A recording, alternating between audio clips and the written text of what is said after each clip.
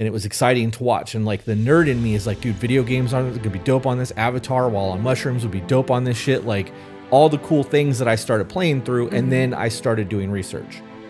Apple tracks, they track all your data. They do. Every company does. Google does it. Everybody, TikTok does it. Every major company is you are a consumer. We are the consumer. They are the drug dealers. We are the product. Fucking dream was so cool last night. I had a dream, guys, last night that I had a box that in my dream, all I had to do was think of the D&D item and it would appear in the box. And I loaded my character out and woke up. I was so pissed I didn't get to use anything. I'm so sorry. I got greedy in my dream because it just kept going. What else can I have? I used to like be nice and polite about it. I don't care who you're I don't care who you're in a relationship with. I don't care where your willy is going. I don't care what gets inserted inside of you. That's your life. If you're happy, hell yeah.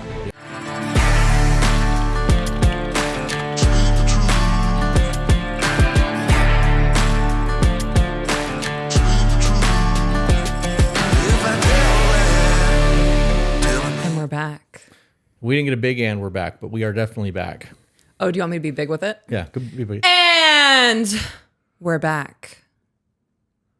That was very loud. That's how you do it, though. Is it? Yeah, you're pretty loud with it. Am I? Was that too loud? I don't know. We'll find out when I edit it. And I can't do it without being loud. It's all right. That's why I face it away, because Okay. you do it upwards and you bring it in. I have to, because if you're right on the mic and you do it, it like peaks. It bottoms out the microphone. And this is why I'm not loud. This pillow behind me keeps pulling on my shirt. We're a mess. I can't win. Okay. I'm better now. I'm glad. I think I'm better now. I don't know. Episode 27. 28? Yep, I just edited 27. You did. Yep. Trying to get our content done. We are backlogging. We're backlogging content. Backlogging, yeah. So that when we're in St. Augustine this weekend, we don't have to worry about the podcast not getting done. Not that this will be released for another week and a half or 2 weeks after we get back, but what are you doing over there? I have points I want to talk about, so I want to pull them up to make sure I'm ready when we go to do it. Okay, well, how about we just start with that? Because I've got absolutely nothing I want to talk about that's not camera gear related, and I beat that horse to death. Okay, so have you ever heard of the green line test? No. So apparently it's this like relationship rule that somebody came up with. So the green line rule is the way a couple stands next to one another, especially when posing for photos, is a prime indicator of their dynamic and exactly who is in charge. Okay, guys, explain that. So, because that's not enough information. Well, I wanted to explain that before I'm gonna. So when the green line thing is one person stands this way and then one person leans in. So the one standing is kind of like the pillar of the relationship. They wear the pants. They're the powerhouse, I guess you could say. Okay. And the one leaning in is the one who like succeeds in the relationship, tends to give in. And 9 times out of 10, those relationships, as we've seen like in the public eye with celebrities, don't really work out. And one of the prime examples when I was looking into the green line test the guy showed was Will Smith and Jada. And in photos of Will Smith and Jada, Will Smith is leading into her. And then he showed a photo of Jada and the dude that she cheated on him with, and they're both standing straight. And he was like, that shows that women look for a man who is able to stand on his own, all of this other shit. I don't know if there's any validity to it, right? And I was like, and I started thinking about our pictures. All of our pictures are us standing straight. It's me holding you against me. Right, but it's never Which one means of us. we have to be standing straight. Right, but there's never a leaning into each other. Right. Does that make sense to you, though? Right. When we're standing next to each other, my arm goes around your lower back and I pull you against my body. So even if you wanted to lean, you couldn't. Right. I don't know. I just thought that was a dope thing. Like, we proved the green line theory. It's some stupid internet thing, but I thought it was neat. This next one's not some stupid internet thing. Do you know who Candace Owens is? Of course I know. I am Candace Owens is. obsessed with her. Yeah? Oh, you're going to get so much hate. Just Good. saying that you're a fan of Candace Owens is going to get you hate. I like Candace Owens. I like that other girl. I can't remember her name. She always has her hair in braids. Oh, I love her as well. She speaks out the way that we speak out about, women, you kind of got to get on your shit. Men aren't the only ones who are doing bad things here. Right. So I came across a Candace Owens video, and she was talking about how a Google employee was fired. And the reason that he was fired is for not being inclusive enough. Right? And then he came out against it, and he was like, no, that's not what happened. What happened was we were at a work get together, and his superior was intoxicated, and she started groping him. I remember this article. And he said, I'm not into this. I'm a married man. And she was like, come on, I know you're into Asians, because he's married to an Asian. And she was like, my marriage is lackluster and all of these other things. This man got sexually harassed at the workplace. And then fired. And then got fired because he wasn't inclusive enough. Yeah. Can you imagine the lawsuits that are following that? I want to see how those play out, because it's Google. And Right. Alphabet's going to settle out of court. They will absolutely settle out of court, because it's going to be a lot easier to throw a whole bunch of money at that guy than it is to be driven through Right. to show that they have a work environment that is conducive to sexual misconduct. Yeah. That dude's going to get paid. I hope he does. That is absolutely unacceptable. I would rather see it go all the way through and not just get the payout. Yeah. But can't get everything you want. I was surprised I just heard of this. Was this a recent thing? It was within the last 2 months that I heard of it. It was within the last 2 months. Might have been the last month. Yeah. I don't know.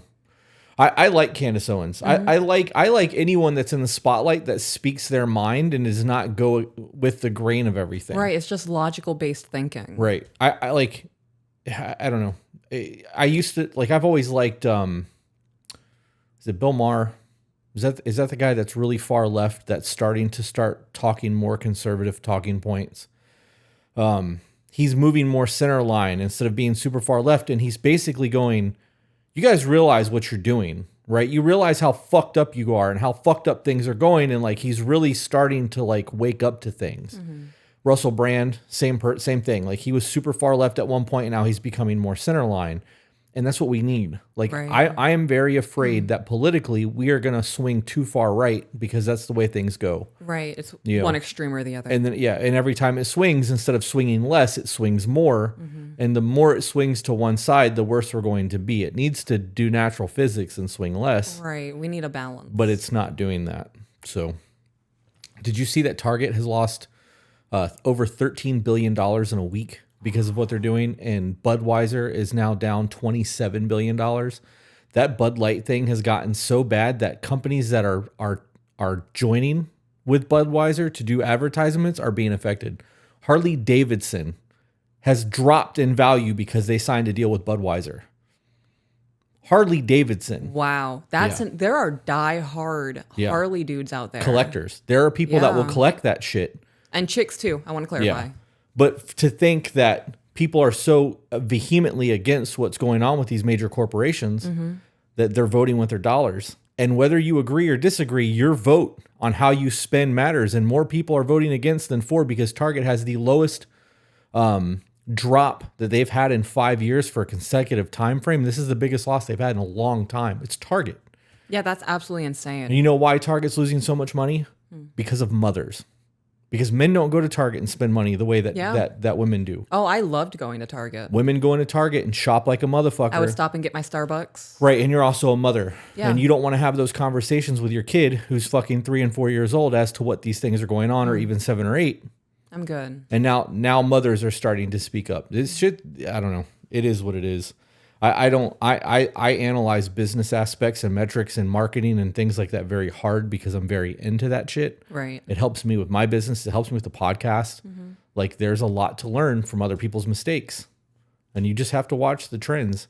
I saw an article that Budweiser's now doubling down, and that they donated like $200,000 to some pride event. And the gay community is speaking out, saying you guys are only pandering now because of what's happening, and that you Right. don't actually support us. This entire thing was a fucking ploy. So now the gay community is also not supporting Bud Light, Love that. right? Like, I absolutely love you that. pandering fucks. They're like, bye. When I first saw that ad, one of my thoughts was, I would kind of be offended if I was part of the LGBTQ community, Right. And I'm not saying you guys have to feel any certain way. Just me personally, I've been like kind of damn. And I don't remember where I was going with any of that because you said something and I got sidetracked. Pride Month is when all of the corporations come out and put rainbows all over their shit on Facebook. And it's only in America. Right. When you look at Europe, you look at Saudi Arabia, you look at everywhere else in the world where these big companies do business, they're not doing that. They're literally doing that to appeal to that market in the United States because it is a popular thing that happens once a year. Right. These same companies that are supporting Pride Month in the U.S. are supporting businesses in countries or that are headquartered in countries that kill homosexuals. You look at any there are still places in the Middle East where you will be locked in a cage and set on fire for your sexual beliefs. I'm pretty sure I just read an article a few months ago that a gay gentleman got stoned to death. Yeah, that happens. They get thrown off of roofs. Yeah. They get murdered in the streets. Like there's a whole lot of foul shit that goes on all over the world and that's never talked about. It's talked about here during Pride Month because it's Pride Month. These corporations are pandering, trying to get the people who support these things to spend their money on these products while supporting other businesses and corporations that are anti-LGBTQ all over the rest of the world because that's the rest of the world's stance. Right. And it's to the point of terminating you guys. Yeah. Yep. You should, when you look into that, it's bad. It really is. I remember what I was going to say.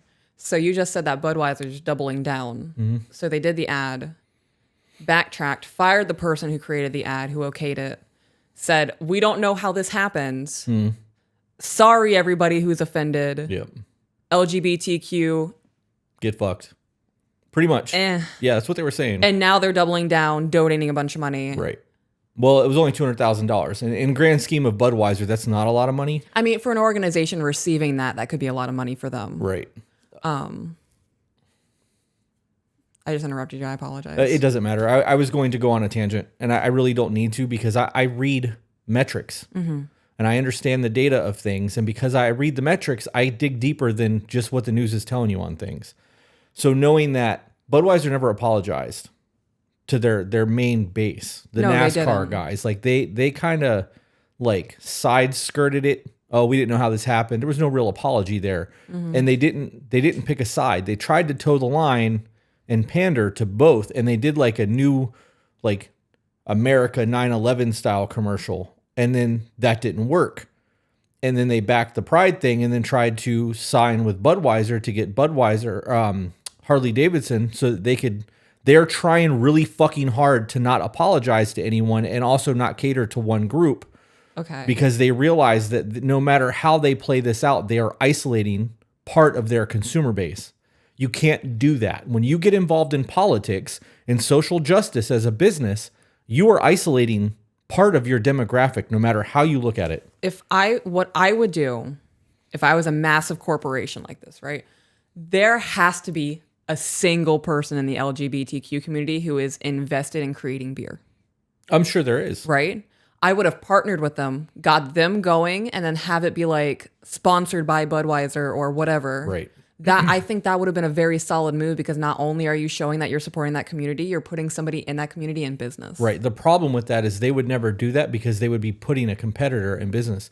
Now they would probably buy that small business that's owned by somebody in that community, and it would be a Budweiser product, but that person would no longer own it.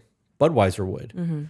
That's cronyism. Like that's not true capitalism. There's oligarchies and everything that's going on in terms of like major businesses. Well, can't somebody like the owner of Budweiser go, I'm willing to put stake in your company for 30% of profits or whatever? Yeah, I'm sure they could, but why would they? Because they want the goal of reaching to that community. That's small business mindset. That is entrepreneurship. That's actually very healthy in terms of creating competition and like being able to be in a position where you can put somebody else in business and then make a little bit of a profit off of it. Right. But for the amount of money that they would have to spend to do that, there's no guarantee that there would be a return on their investment. And they have investors. It's not like it's a single owned business anymore. Anytime companies go private and they have board of directors and they have stockholders that they have to answer to, it's a very different game than when it's a single owned entity. That's the difference between monopolies in the 1920s and monopolies now. Right. That's why the Rockefellers and all the people, the JP Morgan Chase and Ford and all those guys made the fucking generational wealth that they made because it was just them. They didn't have to fucking answer to anyone. Now everybody's got to answer to somebody. Right. This is content that you guys normally don't get from us, and it's not picking sides because we are absolutely not picking sides. No. We are strictly talking about the business aspect of all of this. Yeah. Our standpoint is if you're not hurting anybody, who gives a fuck what you're doing? Leave kids alone. Mind your business. We'll do the same thing until it gets in the news, and then we're going to talk about it. Right. Especially when there's billions of dollars being lost. Yeah. Because that's interesting as fuck to me. It's just crazy out of all of the avenues they could have taken. Yep. Just business-wise, just crazy. Did you see the amount of insurance companies that are leaving the ESG bullshit that's going on in Europe right now? No. Lords of London, which is a bigger bank over there, just left, or insurance. They just left a big conglomerate of insurers that are pushing the Green New Deals and the ESG credit scores and all that shit. And I guess there was like 6 or 7 banks that left in the same week, and they've lost 1/5 of their backing because of the ESG scores that they're starting to push over there, because the Americans are speaking out so much about what's going on that we're able to like start influencing what's happening over there. ESG? ESG is it's a social credit score essentially. I'm going purely off memory. I'm not going to speak on that because I don't want to say Right. something wrong and people be like, "You're a fucking idiot. That's not what it is." I don't have any of the shit memorized. I just know that it is a credit score based off of your public perception and your social standings. So if you're pro or anti-LGBTQ, Stop. Are you serious oh, yeah. right now? Yeah, big. Have you ever watched Black Mirror? I don't know. There's an episode in Black Mirror where it's that. Everything about you is based on how you're perceived in society. So if people don't like you and they downvote you, you're going to have a really shit life. Okay, so ESG is basically that. In short, it's that, but it's for businesses. So like if you have a poor ESG credit score, there are insurance companies overseas and in America that won't do business with your major corporation because your ESG is low. Wow. Which means you're a risk if somebody wants to burn your building down because you don't support what they're supporting. That's the short of it. It's so much deeper than that, but that's my understanding of it. So look Okay. into the ESG thing. If you guys don't know what the ESG scores are, Google that shit or go on YouTube and type in what, ESG threat and actually see what it says. I have to make a note real quick. Okay. While you do that, did you see that Apple did their release yesterday? A release? They did like their big Oh, yeah.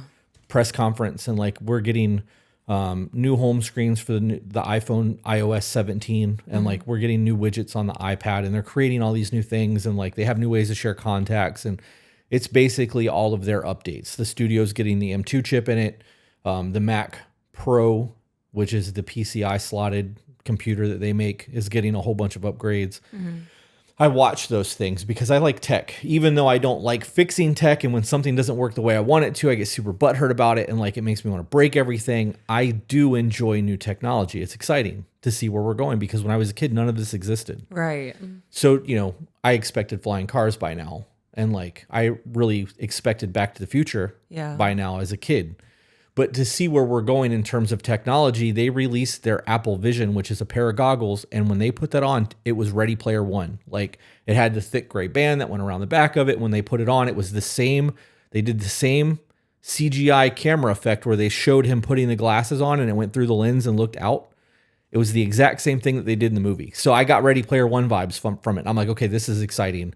And like, they were like, you can have spatial sound where it maps your room. So there's 3D imaging that maps your room out to fix your spatial sound and to put shadows on things where your screens are going to be. And if you want to watch a movie in space about space, the rest of your room can become space. And like, it's very immersive and it was exciting to watch. And like the nerd in me is like, dude, video games are going to be dope on this. Avatar while on mushrooms would be dope on this shit. Like all the cool things that I started playing through. And then I started doing research. Apple tracks, they track all your data. They do. Every company does. Google does it. Everybody, TikTok does it. Every major company is you are a consumer. We are the consumer. They are the drug dealers. We are their product. The way that these new haptics or whatever you want to call them works is they track how long you look at something, Correct. where your eyes go first, how your eye movements are, There is speculation that these things can tell your sexual orientation within the first 10 seconds of looking at images online because of where your eyes land on the photo. This entire thing stressed me out so bad yesterday that I had to walk away from my computer for about an hour. That's why when you came back with the kids last night, I was laying down in bed. Like I had stressed myself out so much that I exhausted myself. Holy shit. Yeah. So I'm doing the research on all this, and I understand that the way that they're tracking eye movements and trying to understand brain patterns. One, I think this is the first step to Minority Report, which is sci-fi anyways, but I truly think that that's coming. In the scenario where there's a pandemic and they want to control the fear and they want to get people to submit to their whims, they will have enough data about the way we digest information just from our tracking our eye movements that they will know how to program the information coming into those headsets to make us submit, essentially. I am absolutely fucking terrified of where that technology is going. I am absolutely terrified of where everything is going right now. I watched a video about AI yesterday. Yeah. So that video was posted 10 days ago, right? So it was recorded 2 weeks prior. In that video, the person's husband said, wouldn't it be insane if AI just edits your videos for you? It's been 2 fucking weeks. Yeah. 3 weeks at this point. And AI is editing our videos. Yeah, well, it's trying to. The software needs a lot of work. That Autopod is something that I did the trial run for to see if it would work the way that it's supposed to, and it's not there yet, but it's learning, and it will be. That's horrifying to me. You should read Life 3.0. No, I'm scared. It will change your entire perception of everything AI. ChatGPT, all the things that are being included right now and like being pushed out to the public, you wouldn't want nothing to do with any of it. No, when they first started announcing AI, I want to say it was like 4 or 5 years ago, there was like Replica, which was an AI you could speak with. And I would do that shit. The information I have now, I haven't done any AI in a while because it makes me uncomfortable. But knowing the things that I know now, absolutely not. Yep. Snapchat has AI into it now. I know. That was another thing that they covered in the video with AI is that they were talking with the AI on Snapchat. And in 7 days, the AI was saying, no, like Snapchat has AI, but I'm a human. Yeah. Yeah. Yep. That Life 3.0 was talking about AI. They're getting to a point with AI that they're going to have to start doing research in a hardened room where there's no signal. It will literally be a desk with a computer with the AI software on it. There will be no Wi-Fi signal. The computer will be off at all times unless the room has been secured. You can't bring any objects inside with you. You'll have to wear a suit when you go in there. Like, you can't bring anything into this room because AI will get to the point that it learns so fast that in the event that it hits the internet and it is fully functional, we're fucked. Within 1 month, the entire world would collapse. Yeah, because the human race it would take over the stock markets.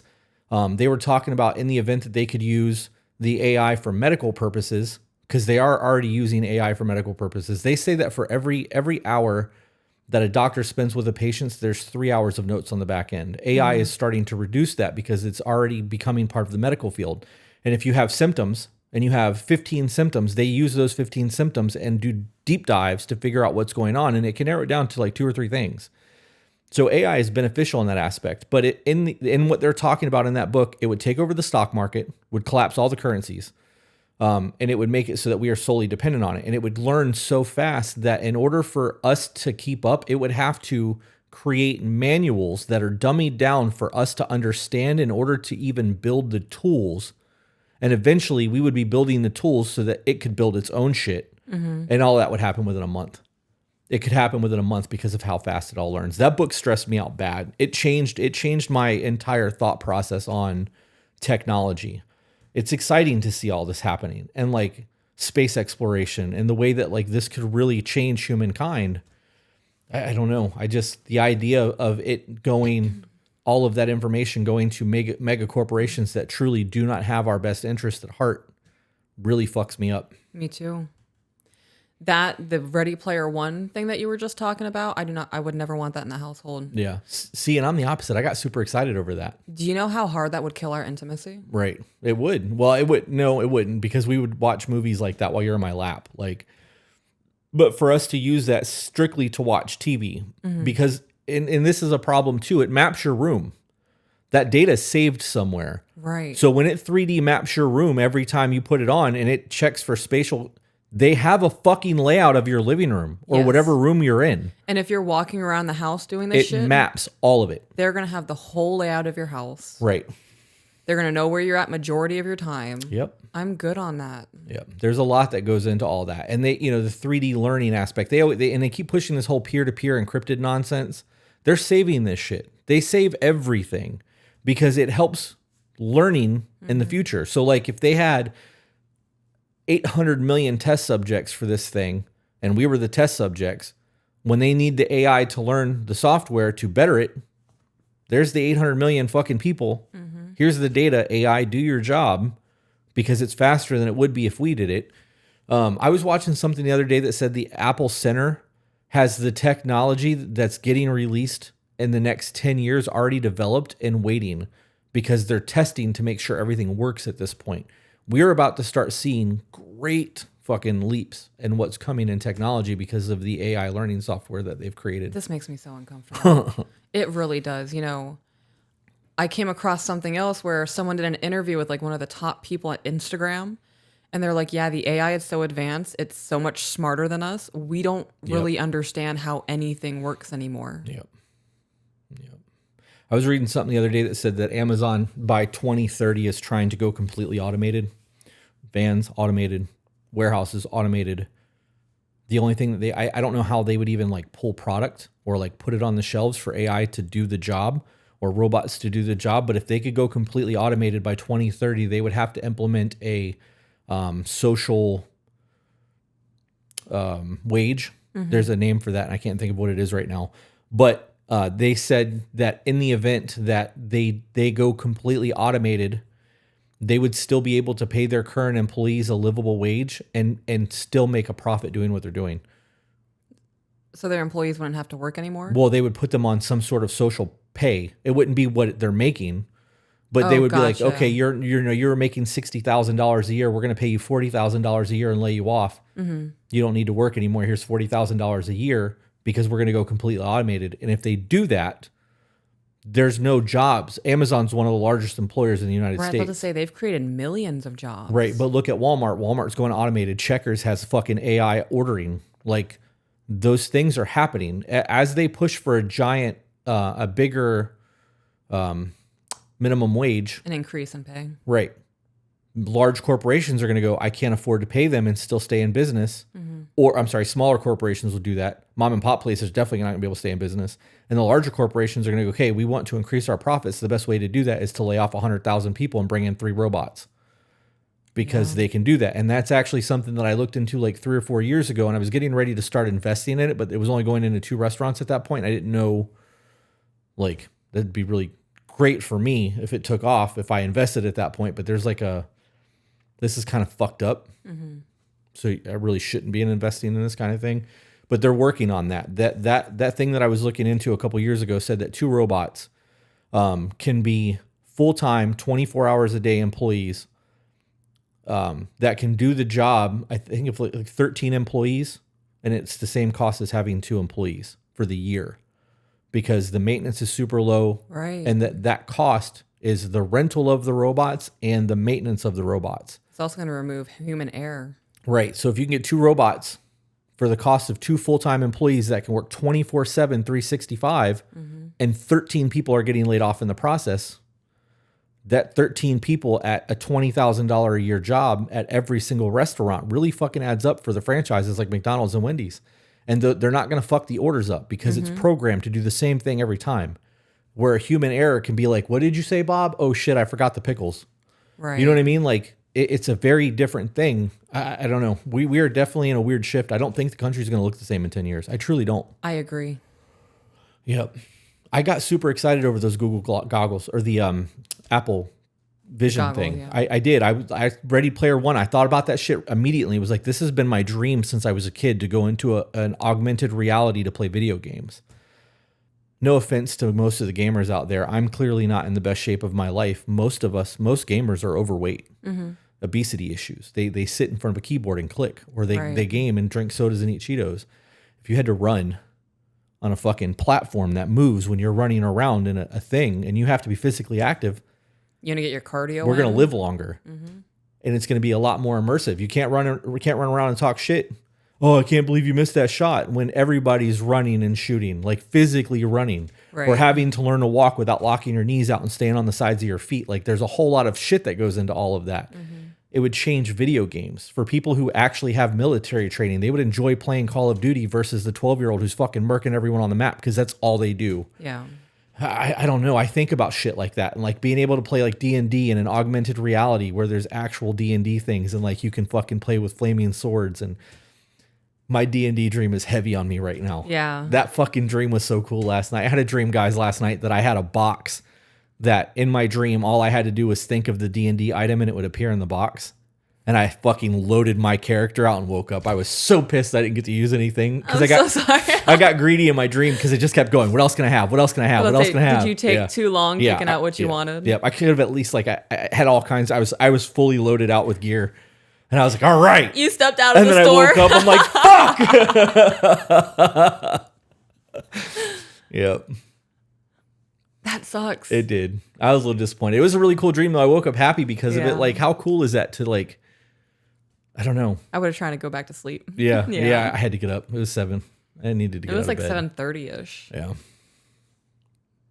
Everybody slept in the day. Yeah. That's because we've had a rough 48 hours. Been very little sleep. Yeah. Yep. Well, that was an interesting intro to a podcast that had nothing to do with anything. No, it really didn't. Maybe we should clip the first half of this and stick it on the reaction channel. I'm here for that. I changed the name of the reaction channel yesterday. To what? To Be Better. TOO. Oh, because it's under the umbrella. Yeah. I like that. Yep. That's smart. For those of you who watched the intro for this, you may have noticed that 1, it's shorter. It's only 15 seconds. 2, it's a new intro. And 3, oh, you know what? That's not this intro. The 3 does not apply to this intro. It applies to Ruminations and Revelations. Correct. It says To Be Better Productions and not To Be Better Podcast. I love that. Yeah. AJ was like, do we level this up yet? I'm like, yeah, let's level it up. Fuck it, bro. Let's go. Stop. I have palpitations. Like my chest is. How cool would it be if we got to the point where we got big enough that we could go and set up podcast rooms for people? Could you imagine? I could imagine because I fucking love this. We're going to do black walls, white trim, white chairs. Like, you know what I mean? Oh, you have a really big space. You're going to put lights on the ceiling that like this, but mounted from the ceiling. And we're going to run all your wires through the baseboards and around. And I would love to be an interior decorator. Stop yeah. it. I'm just imagining someone says, I want a hippies vibe. Give me the 70s. Yeah. I don't think it would ever actually do that because podcasts are very, very simple to set up on a low end. And that's what most people are doing. You know, our friend Tony, who has the D&D podcast, right, is running it out of his garage. It's not high tech at all. It's definitely not like this nonsense. This is ridiculous. I'm going to post a picture to the gram. Oh, we're going to the gram. Yep. I don't even remember. What was our Instagram is To Be Better Podcast. Correct. Well, I am ready to get into the episode whenever you're actually ready to get into the episode. I have nothing else to bullshit about. I don't want to post this picture because that shelf is cluttered with garbage. It's not garbage. It's all camera parts, but... All right. So this is a follow-up email to relationship advice, Where Am I Missing the Mark? And it was on episode 25 of the podcast. So the follow-up pretty much is just more detail. She says, hi there. You guys covered my relationship on episode 25 of the podcast. When I originally emailed you guys, I wasn't very detailed and it left open big questions, so I wanted to fill them in and see if that helps or changes anything. So background information, in 2014, we were in the market to buy our first home, and my father-in-law had a rental property available that he offered to us. Okay, so that's good to know. So instead of buying a house, you guys moved into the rental property. We did family dinners weekly, and my husband and father-in-law were developing a relationship. He was married at the time and his wife was ill, so I'm sure he was trying to lighten his load while he was working full-time and taking care of said wife who has Alzheimer's, or who had Alzheimer's. We did rent to own the home and enter into a contractual agreement yearly, meaning we pay him a set amount yearly that covers the mortgage and taxes on the house. Oh, so you guys are doing a lump sum. Right. Well, okay. Well, let's see, because it could be still on a payment basis. Okay.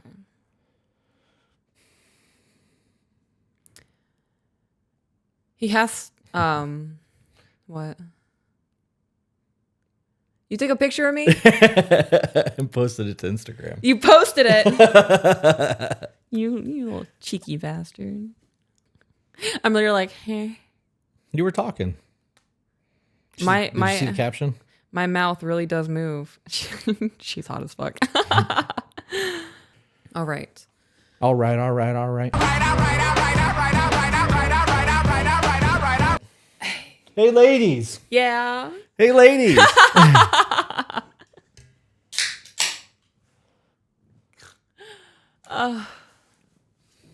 You make me happy. I fucking try. You, like, if you were a carpenter, you would never hit your thumb while trying to hammer in a nail. Because I'm that good at nailing it? Yes.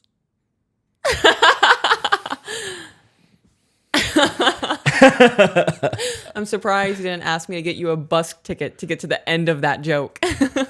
That was good, though. Yeah? Thank you. I enjoyed that. Oh my gosh. Thank you. Should all of my jokes be stories? I don't know. Should I make that my thing? I might do a backpack opening tonight for my vlog. A backpack opening? Did you buy a new backpack? Yeah, I bought that camera bag, the 25 liter. I told you about that. Oh, that's right. The The McKinnon. smaller one of yours.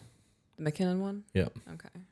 Yeah, I'm not gonna lie. I'm a little bit of a fangirl of that dude. I know. I don't. He's just so positive and happy all the time, and he's really fucking good at what he does, and the charisma's there. I like the way he speaks. Yeah, it's Yeah. like he's definitely got like a plus 20 on his charisma. It's weird. Don't like it. I do. I really like it. It makes me uncomfortable But though. it does. Like why? Right. Because What are you hiding? I'm like 6 hours into videos just playing over and over and over. And like, why am I fucking watching this? I don't care about this. Because we'll get into like card tricks or something. And I'll watch the whole video and afterwards, but I can't believe I just watched that. Yeah. I wonder if people feel that way about us. Oh God. I don't know. I maybe. I don't know. Our fans are weird. Yeah. You guys like us. That says a lot. I mean, to be fair, we're all fucking weird. Yeah. Yeah. I said in the Discord the other day that the back of the knee is the armpit of the leg. And people are like, oh my God, I can totally see that. Right? No, I have no idea. I didn't check. Oh. Because you were like, I would lick your brain. And people are like, I totally relate to that. I'm like, you guys are fucked up, man. You guys are fucked up. Yeah, I said that and never checked to see if anybody responded or You just jumped in, reacted said to that, it. left, huh? Yeah. Yeah, you are definitely chaotic. Yeah. All right. So this is a follow-up email from an email that was released on episode 25. And that email was called Relationship Advice. Where am I missing the mark? 25 came out on Monday, yesterday. And this is 28. So we're 3 weeks ahead. Okay, so now I have to refresh. Hang on. We did a lot. Yeah, we were just kind of all over the place. All right. So she said we're definitely cut from different cloths. This is from the previous email. They're Okay. very different. He doesn't cuss a lot. She does. Right. I remember all that. Because I watched the premiere yesterday. So Oh, I did not. I had that shit on mute and I just chatted away. I actually think that 26 might have been yesterday. I think it was 26 that aired yesterday. I don't know. No, it was 25 because that's the one that you accidentally uploaded at like 2 o'clock in the morning. Yep, you're right. It was 25. Well, at least we know she's still following us. Yeah. You know that we are currently at 86,521 subs on YouTube. That's like 15 more than what you just I said. know. Yep, we are 13,500 away. 13,479 away. From 100,000 From 100K. followers. Yep. Thank you guys for being here. That's just, Yep. like I've said prior, you are the bees of this. You pollinate the podcast. By sharing our content. Correct. Oh, was that a plug to share the content? No, it was just me telling them yes. Yes, it was. Yes, that's exactly what it was. I was about to try to give some long bullshit. I got nothing. I got nothing. You're right. Fun. You're right. All right. He's a very calm person. She's anxious. Had an earth-shattering year in 2020. They went to therapy, started working on themselves. Things were going great. And then the issue came from his father. They're renting to own a home from him. And he takes care of giving dad rent money every month. Dad says, hey, son, I want to take you out to lunch, spend some time together. Instead of just saying, hey, I want the rent money, which was, what's the issue with that? Yeah. That kind of caught me up on that.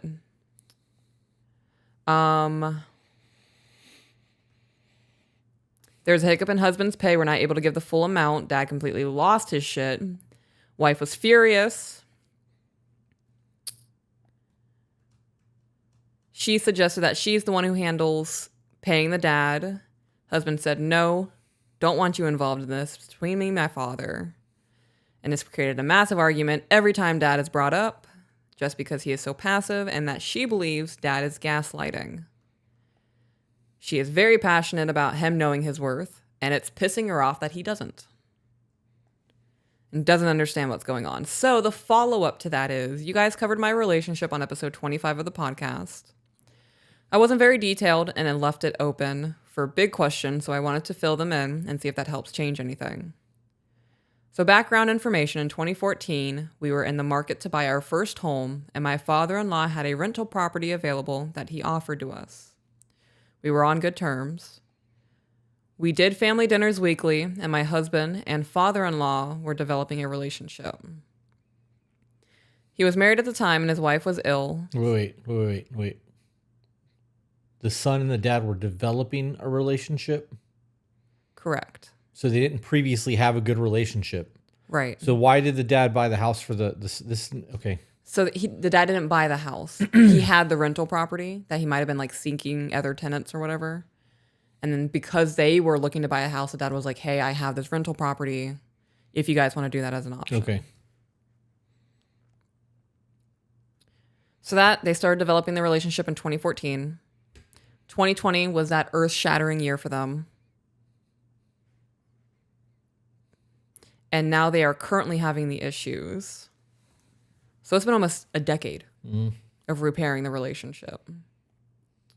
He was married at the time and his wife was ill, so I'm sure he was trying to lighten his load as he was working full-time and taking care of said wife who had Alzheimer's. It is. Alzheimer's is very rough. That is one of my biggest fears in life. Developing Alzheimer's when I get older. Yeah.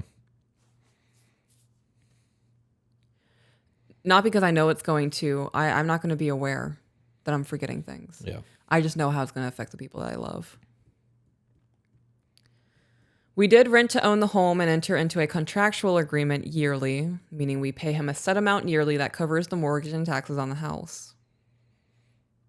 He has to maintain homeowner's insurance until our name is on the deed, and we carry renter's insurance. The first few years, we did pay it all at once. Last year came the hiccup in pay, and we were only able to give him the taxes and 2 months as the lump sum, and then the rest of it we paid monthly.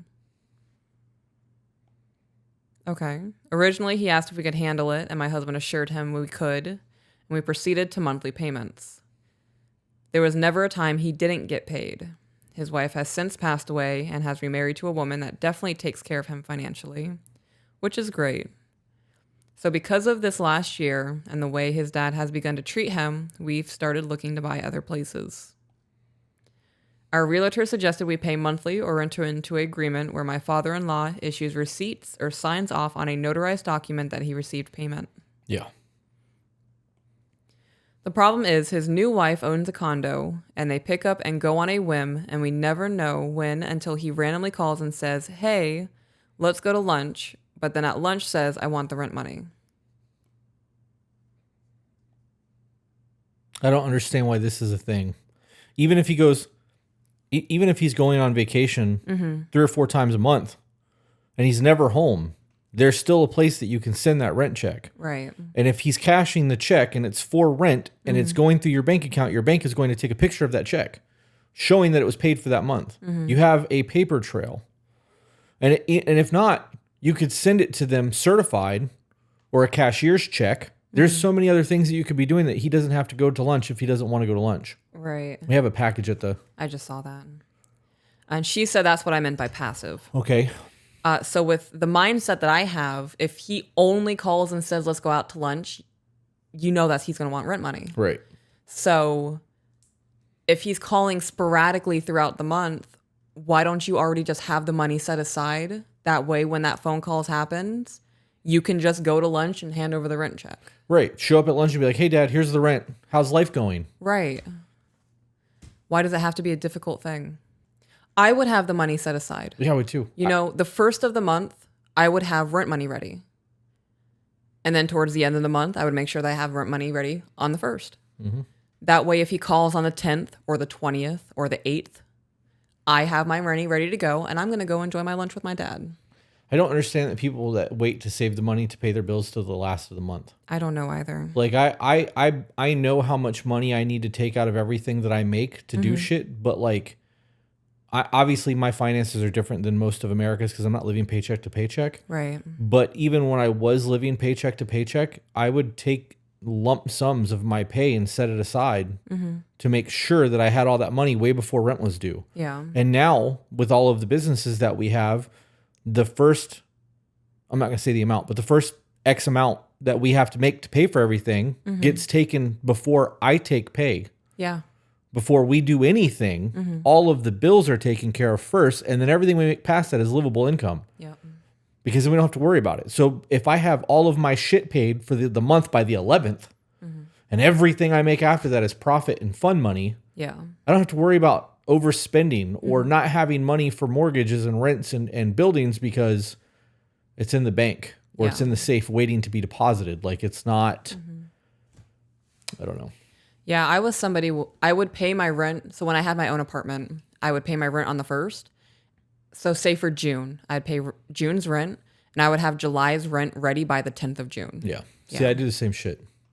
But I always send my rent checks in by the 15th or the 20th or mortgage, depending on what we're doing. Yeah. If I was able to pay ahead, I would definitely do it. Like when I was living at the apartment complex, I would just have to log on online and I could have a balance sitting in there for them to pull from. Yep. And I would do that. There was one time I had like $10,000 sitting in there. That covered like 6 months of my rent. It was more 5 months of rent. Yeah. That's how you're supposed to do that though. Yeah. Because it keeps you from spending outside of your means. This is basic money budgeting. You get a check for $1,000, you take $100 of that and stick it in the savings account. That money doesn't exist. Yeah. That immediately goes to that savings. You don't ever touch that money. That's your retirement fund. And then from there, if your rent is, if you can afford to pay your rent out of your $1,000 a week paycheck or whatever, that would be super dope. But you take that 10% out and then you budget your money out the rest of the way.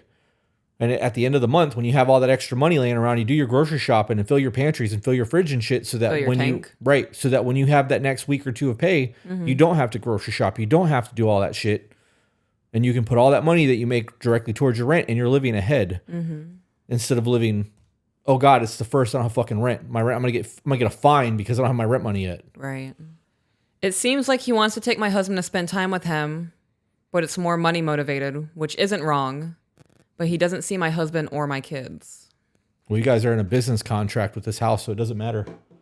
Whether or not he sees your husband or your kids, none of that is even remotely relevant because this is a business transaction between two people and there is a contract involved. I understand the frustration because she wants him to have a relationship with his father. Right. But this is a business transaction. Yeah, I'm going to be honest. It's not about what you want between your husband and his dad.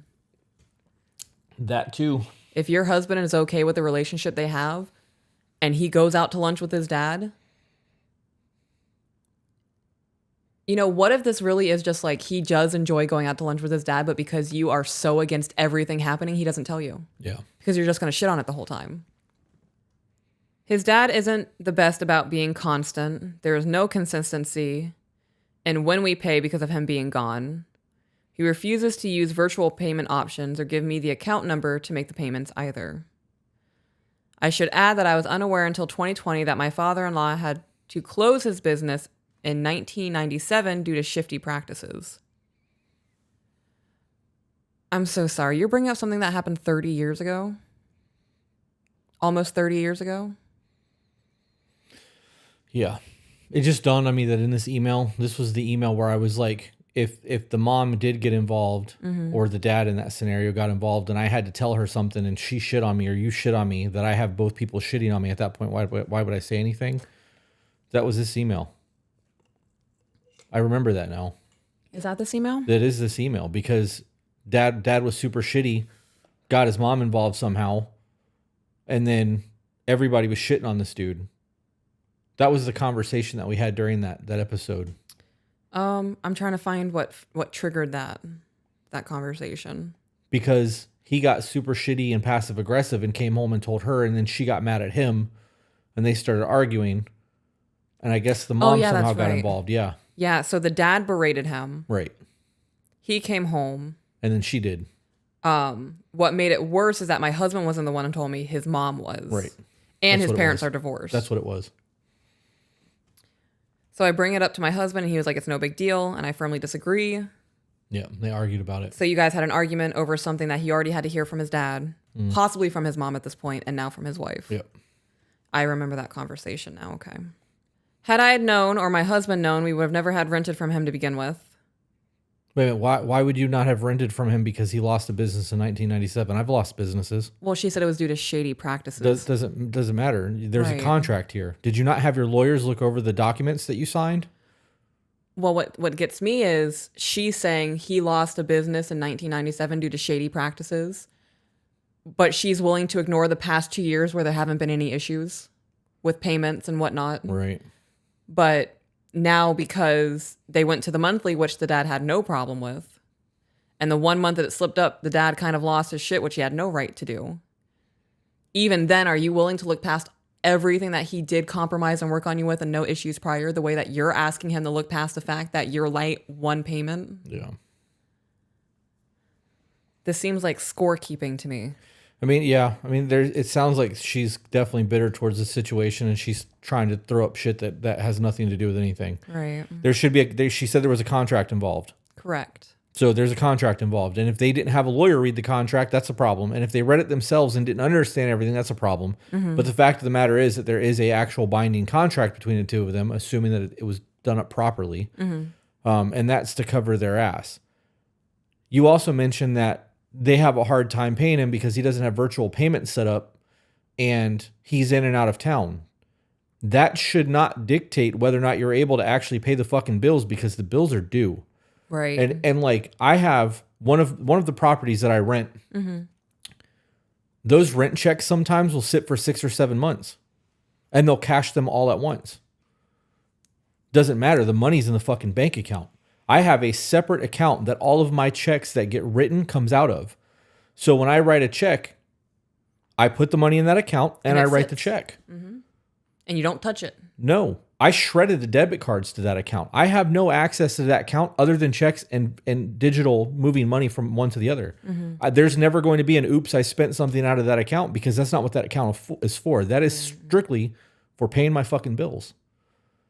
There's enough money in that account that I don't ever get fees for it. It doesn't cost me shit to have it. I want to acknowledge that you're a very good steward of our money, and I appreciate that. Yeah, I appreciate you saying that. I don't know. Can we talk about a little bit what happened the other night? Can I get into that at all? I'll be very vague. Okay. We had a mild disagreement on, I don't even know what day it is, Sunday, and we were up till like fucking 3:00 in the morning. Mm-hmm. But one of the conversations that got brought up was the podcast and the financial aspects of the podcast because I obsess over metrics and the money aspect of things because we lost 2 of our businesses in the storm and God was grateful enough to give us this podcast and the platform that we have. Mm-hmm. And this podcast within 3 months started supplementing the income that I lost from those other businesses. So I really pay attention to all of this. And there was a very short amount of time, it was like maybe 2 months, where I was really starting to consider selling our house and like downsizing our life because the income wasn't there. And I had to move money and play the credit card games and sell property. And I sold all my old camera equipment. Like I over responded to that situation because I panic when money's not right. So you telling me that you appreciate that I'm a good steward of money makes me feel really good. But you got to learn that night during the conversation that we were having that we were actually not okay financially. Like there was a 2-month window where we were a little concerned. I was concerned. And you were like, I had no idea. And I was like, that's because you don't need to stress about that. That's my responsibility. The mortgage was paid on time. There was absolutely nothing late. I made sure that everything was taken care of the way it needed to be taken care of, but I was starting to make plans for the future of how we were going to continue to live our life based off of the money that we were currently making at the time.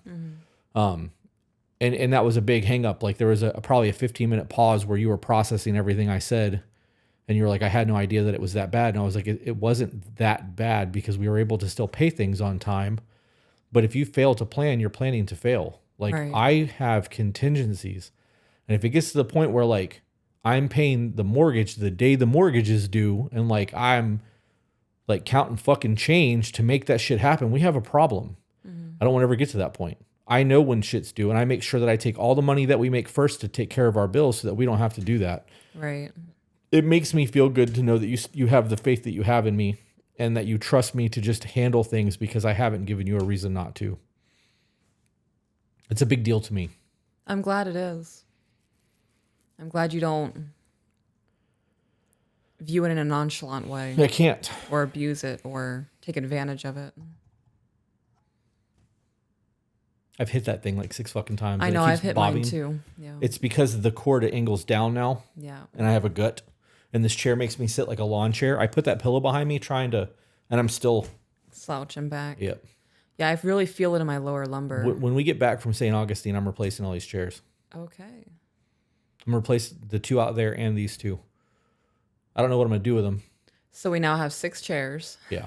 Well, I have people that need furniture. Okay. So we will be able to get rid of some of them. And I know you want some for your plants. I do. I was hoping to put one of these white ones in there, but I think that area is just too small to accommodate one of these. That black chair is currently in there with a whole bunch of shit sitting on it, and they're the same size. It's too big. I don't know. We could set up a whole nother lounge area in that playroom because they don't use it. That playroom is just a pigsty for toys. Well, I thought we were going to turn it into another bedroom. Eventually, I would like to. But right now, that's not a concern. Okay. So she said, had I known or my husband known, we would have never rented from him to begin with. But we didn't until 2020 when we had to confront some things. And my mother-in-law told us that they had filed bankruptcy while married at the time and closed the business.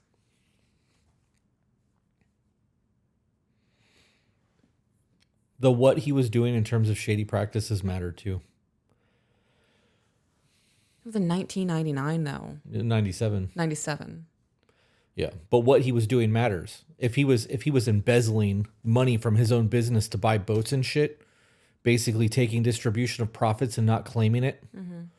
I mean, it's shady, but it's not like he was fucking people over in the process. If he was robbing people, or like fake filing insurance claims or doing really, really dirty business tactics, that's different than these things matter to me. I don't look at crime as black and gray. Right. There are things that like are pay to play. You're going to get a fine over it. And if you can afford the fine, you can afford to play. If you can't, you can't. Like speeding. I'll fucking run it until I start getting low on points on my license and then back the fuck off that shit for a little while and get my points back and pay to play again. I can afford a speeding ticket. Cops don't like that shit either. Yeah. Can you just write my ticket, please? Yeah, it's not a fun thing. I've done that one too many times. Sure, I can write your ticket. Seatbelt, window tint, speeding, no blinker. Oh, they're going to up you on that shit. Yeah. You're going to get a ticket for 16 different things. Yeah, I did. Pay that fucker. I did. I told a cop in Georgia once I got a super speeding ticket. I was like, that's it? I bet he wanted to take your ass to jail. Oh, and if I'd have been going 1 more mile an hour over, he could have. He was so pissed off at you.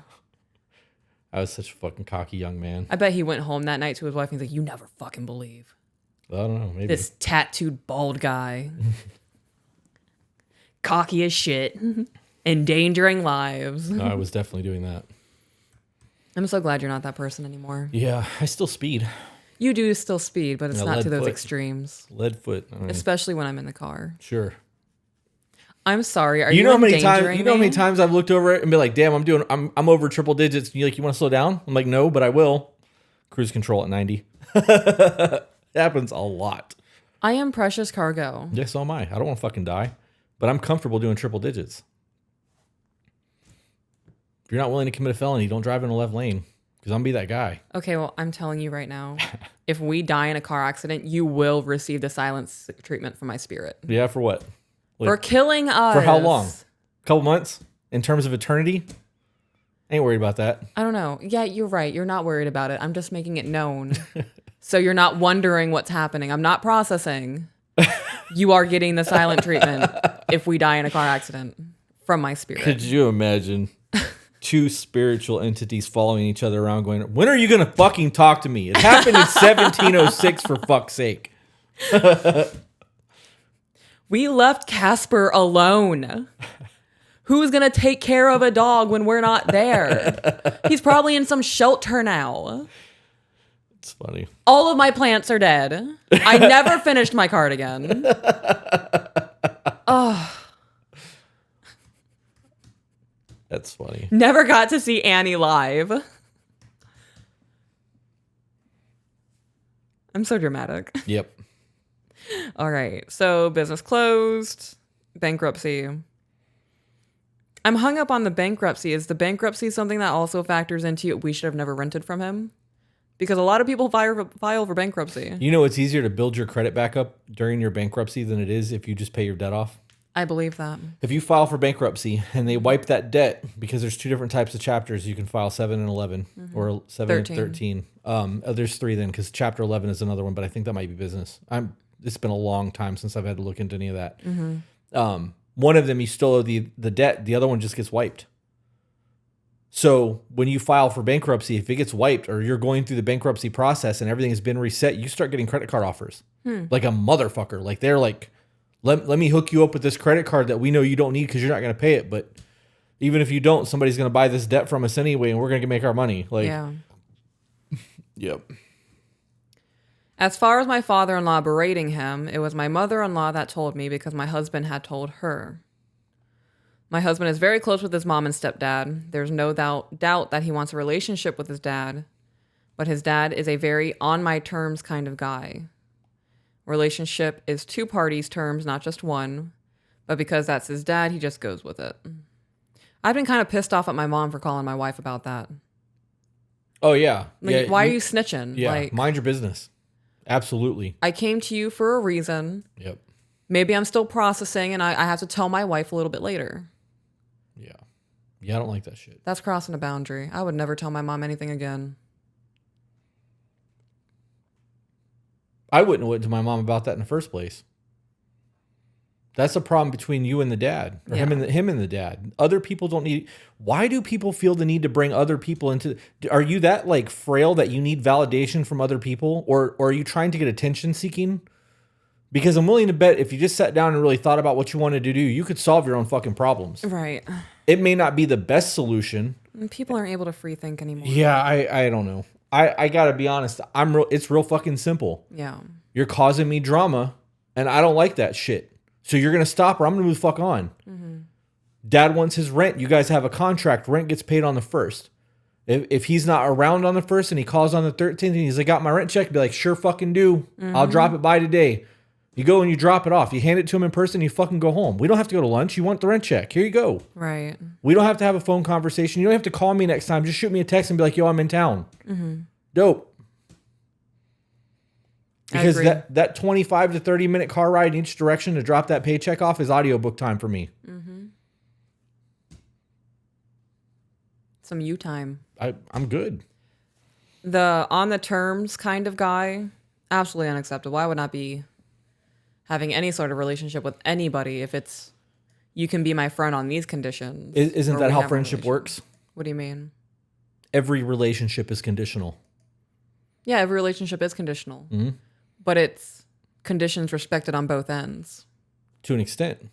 You are respecting theirs. They're respecting yours. That's how that works. Right, I just said. I know. But for her to say that they are friends on his condition, on the dad's condition, the dad has set the conditions, the kid is agreeing to it to try to make that work. So they're having a relationship. Right.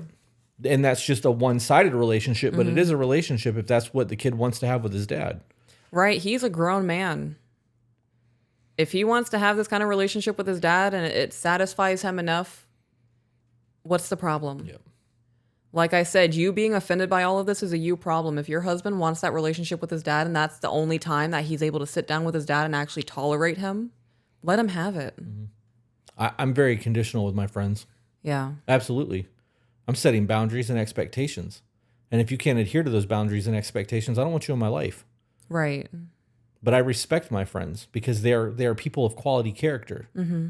That was the point that I was trying to make by saying that it's very on his terms. My friendships are on my fucking terms. Right. And from my friends' view, it's the same way. Because if I'm fucking up and doing shit that makes them look bad or puts a bad taste in their mouth about who I am as a person, they're not going to keep me around. Right.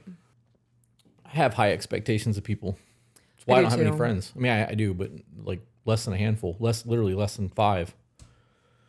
I'm good with that though, because those 5 people, less than 5 people, don't bring me any fucking drama in my life at all. And when I call them, they're there. When they call me, I'm there. Otherwise, we live our lives. Yeah. And the conversations aren't always, this is going on in my life now, and I'm so depressed and I'm so miserable and I can never catch a break. We don't have those conversations at all. No, we don't. Nope, I don't do that. We're not bitching. How do you level up? What are you doing right now? Yeah. What are your goals? What do you have going right now? How can I help? Those are the conversations. And they do the same thing to me. Every single time I see one of my 3 male friends, the first thing they ask me is how the podcast is going. Yeah. They're literally the only people in my life that give a shit about what we're doing. So. The berating consisted of my father-in-law. Bless you. Bless you. One more. You name it and it hides. I know. I do it every time. The berating consisted of my father-in-law telling my husband that this wasn't the agreement that we came to and that my husband was lucky that his dad was flexible because the banks wouldn't be, and my father-in-law didn't understand how my husband could be so irresponsible. Well, they renegotiated a contract.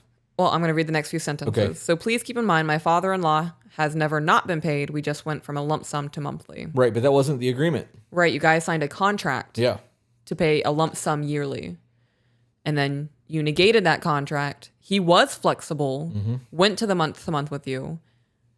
And he's right. If he's paying this from his bank account and that lump sum's there and he's able to pay it and it's off of his mind, you guys created more stress for him. Because now he has to make sure every month it's taken care of instead of yearly. Right. Why wouldn't you just make it a monthly payment anyways? I don't know. I don't view that as berating. That is the father saying, we came to an agreement. And you violated it. You violated it. We renegotiated it. This is what we came to an agreement to. And now there's another issue with you guys coming to me and paying for rent. I wish I could ask the dad questions. Right. When she said berating, I'm thinking that he's telling his son that you're a lazy piece of shit. You're disrespectful. I don't know why your wife is with you. I should have never rented to you guys. I mean, and that could be happening. Right. But I would like to know, I have questions. Right. Because I know that dad's getting an interest rate. So in the event that, let's say, for example, they had a $20,000 a year mortgage payment to the dad, broken up over 12 months. And that includes the insurance and taxes and all of that shit. And he had a 5% interest. He's getting that lump sum and a 5% interest while making that payment. It all goes to him. So he's paying his mortgage for the year. If there's even a mortgage on the house, we don't know. He could own that shit outright. Right. And if he owns it outright and he's charging 5% plus the 20 grand, that's a big lump sum that he can that's fuck around money. Yeah. I'm gonna go to Vegas. I'm gonna fly to Iceland. I'm gonna live my life. And now that you're paying me monthly, I can't do that anymore. You know what I mean? Like there's a whole, I have questions. I want to know where all of this is even a problem because getting paid is getting paid. Right. I want to know. I want to know too, yeah. Inquiring minds would like to know. Anything else you would like to add? Nope. Okay. I'm processing because I have something I want to add, but I want to untangle my thoughts. They're doing the twister in there right now. The twister or the twist? They're playing Twister. Okay. Just checking, because one's a game and one's a dance. I have to. Okay. My brain's going, come on, baby. Let's do the twist. Hey. All right.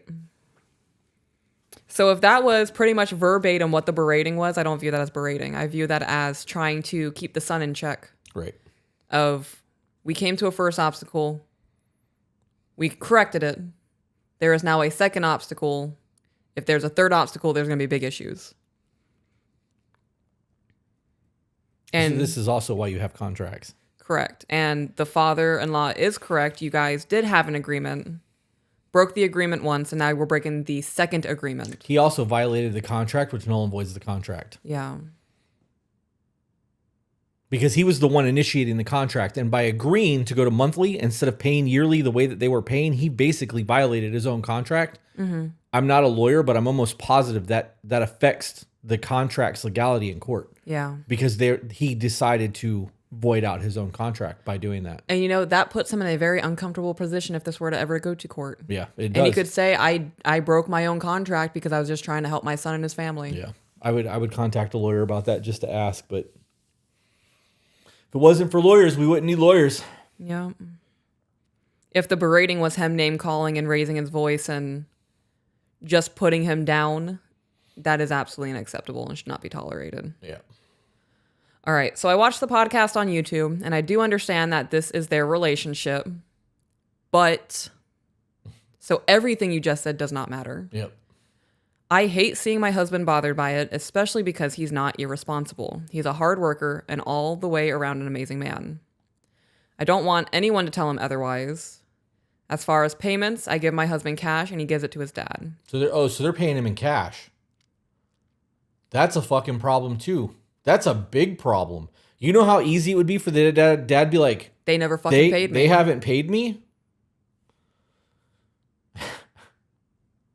And you guys haven't been getting receipts this whole time? Yeah. That's insane. You guys. A lot of skewed perspectives in this.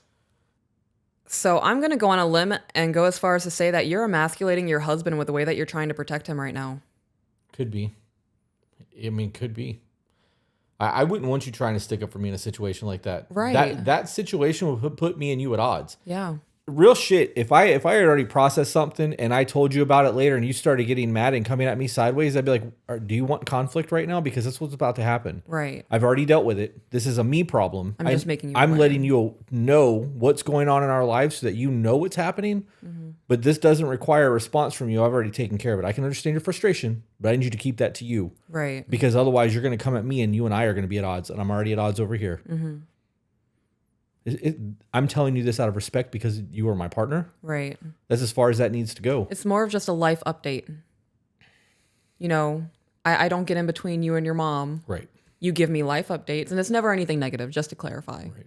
You know, even if there was something negative, I'd be like, damn, I'm sorry you guys are going through that. Like, I'll pray about it. Yeah, like, I mean, that's all you can do. I'm not going to try to insert myself and say this is absolutely unacceptable. You need to stand up for yourself. I need to talk to your mother because she needs to know who she's dealing with. Nope. We smile and nod at each other. Right. You're getting it out. I hear what you're saying. There are certainly even times where somebody in your life, there's something that happens that causes frustration for you and in turn causes frustration for me. It happened yesterday. And I let you know, I'm like, this situation is very frustrating for me. So if I don't respond, it's because I'm trying to keep my opinions to myself. Yep. That's how you fucking handle that. I'm already going through it. Right. Already processing and dealing with shit too. The last thing I need is your added shit while I'm trying to figure things out, unless I'm asking you for advice. And I say specifically, if I'm quiet, it's so you're aware that I'm not ignoring you or that I don't care. Right. It's because I'm not trying to say some offhanded shit to add fuel to your fire, or it's just not my place. Here's a scenario before you get back into that. Because we did have an issue yesterday that was an external source that was bringing complications to my doorstep. Correct. And things that could have potentially cost us roughly $25,000. Correct. And that started at like 9:30 in the morning. Was very early. By like 6:45, that shit was handled. It was done. It was completely figured out. All of it was laid to rest. But from 9:30 to like 11:30, I'm fucking fuming mad. You were pissed. And had I when I told you what was going on, had you added on to that, it would have prolonged my anger. It would have prolonged my frustration. We would have had a whole lot of what if scenarios. We would have started trying to make contingencies and doing all of that shit, worrying about something that didn't need to be worried about because it was resolved by the end of the day. Correct. What would have happened if you and I would have gotten into conflict over that, not knowing that it was going to be resolved by the end of the day, and then you and I are at odds come dinner time for something that otherwise would have been resolved? Hindsight, obviously, but... Do you know how stupid I would have felt if we were in conflict all day and then it gets resolved? Yeah. And now we're still in conflict? Yep. I wouldn't... No, I'm good. I hate saying Me too. I do it all the time. Yesterday, as that example, I asked follow-up questions just to make sure I'm understanding everything that's going on. But I'm not saying this is absolutely unacceptable. I can't believe this is happening. How could you have let this happen? It's not your fault. Nope. But I certainly could have. It was. I certainly could have twisted it around on you. It absolutely was my fault. Yeah. Because without the decision that I made in that scenario when it started, none of that scenario would have existed at all. Right. So by definition and the accountability aspect, it was my fault. I didn't say that though. I know, but I'm saying that. Right. It was a mistake. Well, it wasn't a mistake. I don't want to get into it. Right. But I did the wrong thing for the right reason, and it almost bit me in the ass. Almost. Yeah. It didn't. Thought it was going to. It was at the ankles. We were getting there. That leash got yanked right before it bit down on the butt cheek. Like it was coming. Fuck. Yep. Oh, that ringing's happening again. Is this tinnitus? Sounds like it. Yes. Yep. It should go away. It's fading.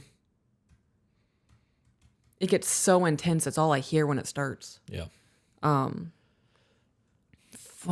keep saying it. There's a movie called Children of Man, and in that movie, a percussion grenade goes off next to somebody, and that sound is going, and she looks at him and goes, she's like, I know it's obnoxious, but enjoy it because that's the last time you'll ever hear that frequency.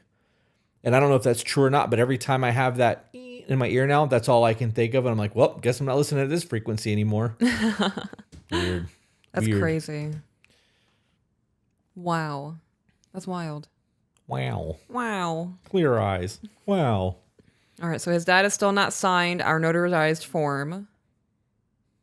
You can't get a form notarized until both parties sign. Right. Well, correct. Unless it's a form that he needs to sign. Okay. So like they can submit a form to him from certified mail or deliver it and be like, hey, I need this signed and notarized by you. But both parties don't have to sign. Right, so there's the pre-existing signature of them or whatever. Oh, no, so he has to sign the receipt saying I received the money. Right, or get a document saying that this is how we're going to get paid from now on and notarize it so it's a binding contract. Okay, but he can't sign it after it's been notarized. Right, because it's null and void. Right, he has to be present and signing in front of the notary. That's all a notary does. A notary is not verifying documents. A notary literally verifies that the person signing the document is the person that they say they are. Right. That's it. But it verifies that that person is signing that document. All of that shit should have been done when a contract was had. I'm willing to bet that a lawyer didn't look over that contract. Oh, I believe that. Because a lawyer would have been like, you need to write this a check. You can't pay cash for this. There's a whole lot of legal repercussions that could come into this. Like, there could be tax evasion type shit coming into this if he's paying tax or paying cash to the dad in lump sums of $20,000 a year, and the dad's not claiming that income because it's in cash. There's a whole lot of like, dude, that you guys are fucking up, man. You can't do that shit. Now knowing that they have been doing this in cash, now I can see why the 1997 sketchiness comes into play. Yeah. Yeah, but that wouldn't have mattered if they would have actually done their diligence in getting a fucking contract. Right. I can't stress that importance. I've lost a lot of fucking money in my life because I trusted people that I loved as family with money. Right. Let me open you a business. Let me do this. Let me do that. Let me. And of course, takers are going to take. And I got fucked in the long run. And I'm okay with it because my life is dope as shit right now. And those life lessons taught me a lot. Right. And the biggest one is I'm not fucking doing anything in terms of business with anyone without a contract. Period. And if you're not willing to sign a contract and you can't afford to have a lawyer look over a document, that's a you problem. I'm paying for a contract and I have a lawyer. Yeah. So as of now, we have no tracking on making rent payments, and it isn't reported to give us the best rate for our next purchase. My husband doesn't want me to pay my father-in-law because he knows I will voice my opinion if confronted, and his dad will take it out on him or kick us out of the house. I guess they can't do that. You can't get kicked. Okay. Well, they're paying in cash. Right. That's the fucking caveat. Right. They can't prove that they've been paying the rent. Right. So he could say they haven't been paying me. I need to evict them. Yep. This really is a them problem. Yes. Because it comes down to them not doing their due diligence, and they're potentially going to get fucked in the process. Yeah. Did you have something else you wanted to add? Nope. Okay. I wanted to touch on, he knows I will voice my opinion if confronted, and his dad will take it out on him or kick us out of the house. You say, this seems so extreme to me, but I understand. So what you're telling me is that you are incapable of controlling your tongue. Yep, that's a very good point. That's a problem. If you are unable to be civil in business transactions, you will never get far in your career, ever. It's going to affect your relationships too. There's a lack of emotional control there. Right. Very large lack of emotional control. And in saying that, I am somebody, I hate knowing that sometimes my frustration gets the best of me. Yeah. I hate it because I am piloting this fucking thing. Yeah. And the fact that I'm able to like let go of that wheel sometimes, or I get distracted by a fucking tree and something happens, I don't want to be known as that person who can't conduct themselves properly. And putting that in an email and saying that his reaction to that is too extreme, I would say that your action is kind of extreme. If confronted with something, I'm going to say, I'm not involved in this. This is the money. Thanks for letting us live in the house. Yep. That would be it. It doesn't need to be more than that. Right. It also bothers me that your husband knows that he can't trust you to not start shit between him and his dad. It's a good point. How terrible. That's a good point. Right. That's crazy. You know what's really crazy? Patreon is a member-based subscription website that allows us to do early release, live streams, exclusive content, vlogs, and we have our own Discord server that is exclusive to our Patreon community. That Discord is absolutely insane. It is an ever-growing community of like-minded people who you could say practice what we preach, have implemented the things that we have suggested, and it's working. Would you go as far as to say that they're getting better? I'd go as far as saying that they're definitely getting better.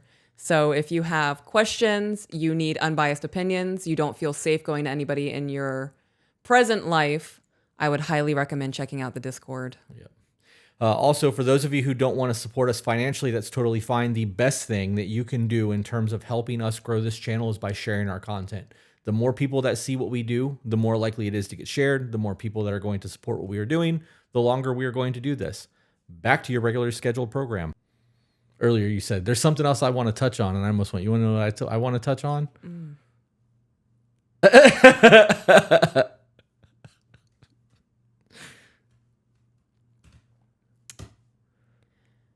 The only way I can explain what I just experienced was like my stomach grumbling. Because your organs are getting out of the way? But in my uterus. Feed me, Seymour. Feed me, Seymour. Why? Okay. Why did I give... Why does it have a monster voice in my mind? Because it was a giant man-eating plant, but that's not how I talked. No, I mean... That? Right. Yeah, I don't know. Huh. I'm probably going to have to cut all of that. Probably. My husband doesn't want me to pay, and I just read that. Yep. The gaslighting is my husband fearing us losing our house if he disagrees with his father because, again, his dad is very on my own terms. That's not gaslighting. That's a lack of a contract and proper payment on your behalf. It is. That's not gaslighting. He says he calls the shots alone. So has father-in-law repeatedly said, I'm going to kick you guys out? Right. But again, even if he was threatening that, right. The issue is that they didn't do due diligence on their part with a proper contract and proper payment. This is a them problem. Yeah. You can get mad at him for all you want, but you didn't sign the contract and you have been paying in cash. No, they did sign the contract. You know what I mean? It wasn't properly done. There was not lawyers involved. Sorry, there was not lawyers involved in the contract to... Right. The contract is now voided too because they voided the contract by saying, we can't pay you yearly like we agreed upon. Will you take monthly? And he said, yes, that contract is voided now. I'm almost positive. I would be willing to put a cash wager on that's how that works. Oh, yeah. I would say that's null and void at this point. I almost want to text my lawyer and be like, yo. I watch a lot of Judge Judy. And Dr. Phil. I do. Even though you are that stay-at-home wife that has become consumed with daytime television shows. I love Lifetime too. Lifetime Movie Network. Oh my God. I may have to text my lawyer later and ask him that because I'm almost positive how that works. Unless it's revised and signed. Right. It has to be redrawn. Fairly certain. Yes. I'm fairly certain it's null and void at that point. Yeah. This is why people don't like us. You know that, right? Why? Because there's people on the internet that would say that I'm victim blaming right now. This is not victim blaming. If you sign a contract without doing the due diligence of understanding what you are contractually legally signing and binding yourself to, you're fucking up. Yep. Well, I didn't know any better. We should have done the research. I was just thinking that. That I don't know is not an excuse for anything. Especially when it comes to something as this. Right. And if you don't feel the need to do research when it comes to signing something as a contract, do it anyways. I can't relate. Like, why would you not want to understand? Yeah. And you don't have to hire a lawyer. Lawyers are expensive. They're necessary, though. Right. If somebody says a lawyer is expensive, there's lawyers on YouTube who will explain things to you. Yeah. With the internet, it's so much harder to blame ignorance. Yep. Yeah. Ultimately, it causes strife because my husband feels like he has to take his dad's side, but then I get frustrated because he's my partner, and then I feel alone. I mean, him taking the dad's side is a problem, but you shouldn't be involved in this. Yeah, I don't understand why it's causing strife. I understand. Okay, I actually do understand why she's involved in this because it is her livelihood. They bought this house together from the dad. She's technically, I'm sure she's on that contract. So she has a right to be involved in all of this. If her name, if it was on that contract. Yeah, that's speculative. Right. It is speculative. And the contract doesn't matter anymore anyways because they voided it by switching. Anyways, this is her livelihood. This is a business deal. This isn't a family issue. I view the threatening to be evicted, I'll kick you out if you don't do XYZ, that affects her. Right. Not just him. It's not a relationship issue at that point. It is a life issue and a business transaction that has gone wrong. Okay. That is the approach for me. If we had a contract with your mom and we were doing something and that contract wasn't right, you better fucking believe I would get involved. And there's no, you're not going to, I don't want you to get involved in this. So fuck, I'm not. This is a business deal. I got lawyers. Right. Like we're going to talk to who we need to talk to and this is going to get resolved. I'm not doing this for 6 years. So it's a different aspect in that, but she keeps going to the relationship between the dad and the son, and this, you have a business deal going on. This is not a family thing at this point. She's involved in the wrong aspects of it. Right. Yes, that. You should, as you said, be involved in the business aspect of things because you are living in a house, and if he is threatening, which is speculative as well, to kick you guys out on a whim, and that's a repetitive thing, I can understand how that could cause an anxiety. That's exuding control. That's not gaslighting. Yep. You know, your first email and this email were just saturated with the fact that their relationship's not good and all of these other things. And you would get involved in the aspects of the workings of their relationship versus the problems of what's going on with the contract. And the money. Right. And if that's not, I apologize. If that's not how you are with this and you are focusing on the money aspect of things, that is certainly not the way you've portrayed yourself in the 2 emails. Yeah. Okay. I am an avid cash person. Yeah. I would rather, I know that like the FedNow app they're getting ready to start trying to push this digital currency. And I truly believe the government is going to try to take cash away from us so that they can track every penny we spend and literally dictate based off of ESG scores whether or not we're allowed to buy shit. Oh, you buy too many. You've bought 3 guns already this year. You don't need any more. Decline that transaction. Oh, your ESG is not so good. Your electric car, not starting today. Oh, you're not going to work. Oh, this is your 3rd tank of gas. Declined. You don't need that gas. You've driven too much. It's bad for the environment. No. Cashless systems are a fucking problem. We need to have some sort of currency that is ours, that is tangible, that physically fucking exists. Because if an economy collapse happens and there's no gold or silver or physical cash, that digital currency doesn't mean fuck all. I enjoy spending cash. When we go places and I can pull a fucking knot of money out and pay for shit and everyone sees it, and know that I'm carrying, like, it makes me feel good. Whipping out a black American Express card is the same effect. Obviously, I'm not doing it all the time, but I carry cash on me everywhere I go. What happens? I'm really going to tangent. Do you want me to stop? How far are you going to tangent? Just stop me if I start going too far. Okay. Let's say a nuclear weapon goes off in our atmosphere, and from Canada to parts of Mexico, there's no power. Knocks out everything in the U.S. except for tips of Washington state and maybe like Maine, right?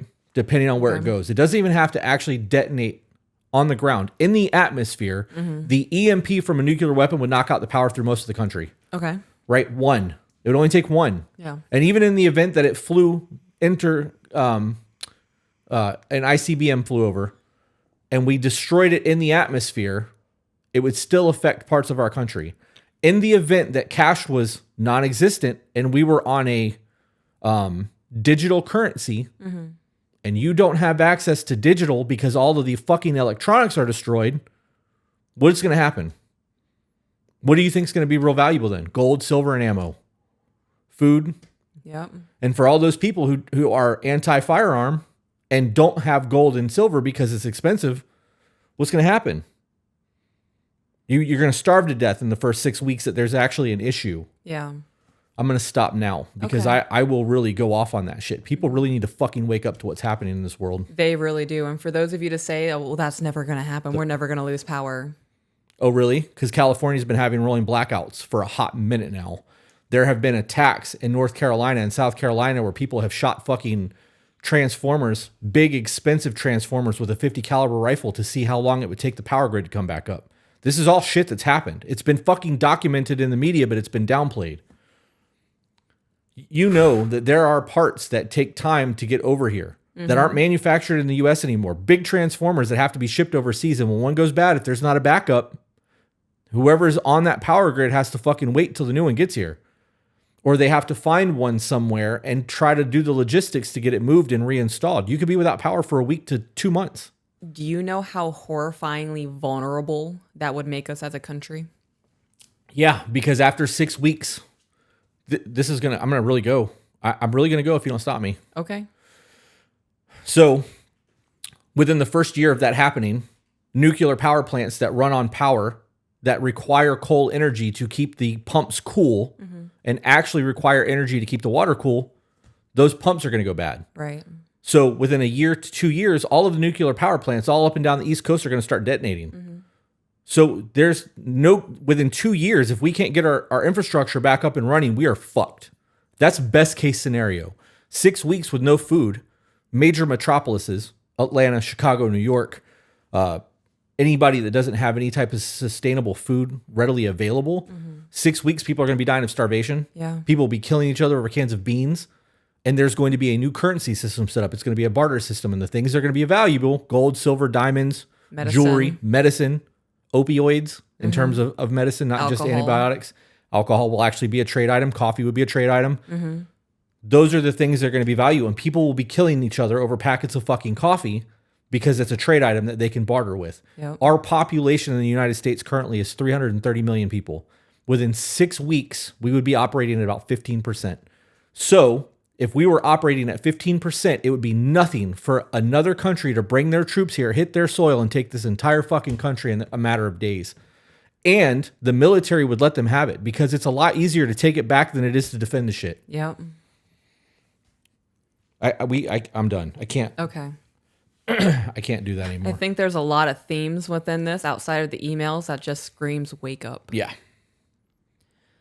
Just an ending note to my father-in-law's terms. When my husband told him we were looking to move and asked if we were going to move before we owned, if he would prorate costs or anything, my father-in-law did say he would give us whatever was left from the sale as long as we used his wife as the realtor. So she can get a real estate fee as well. Right. I'm gonna go back to that thing too. Back to what I was just saying. Okay. I am very for nuclear power. Yes. It is the cleanest and safest form of energy in the world.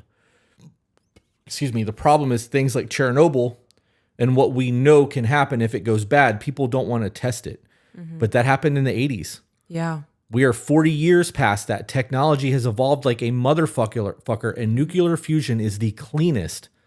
So I don't want people to think that, oh, he's bashing nuclear power plants. I'm not. Yeah. If I could take every power plant in the country, make them nuclear fusion, and it was my decision, I would do it.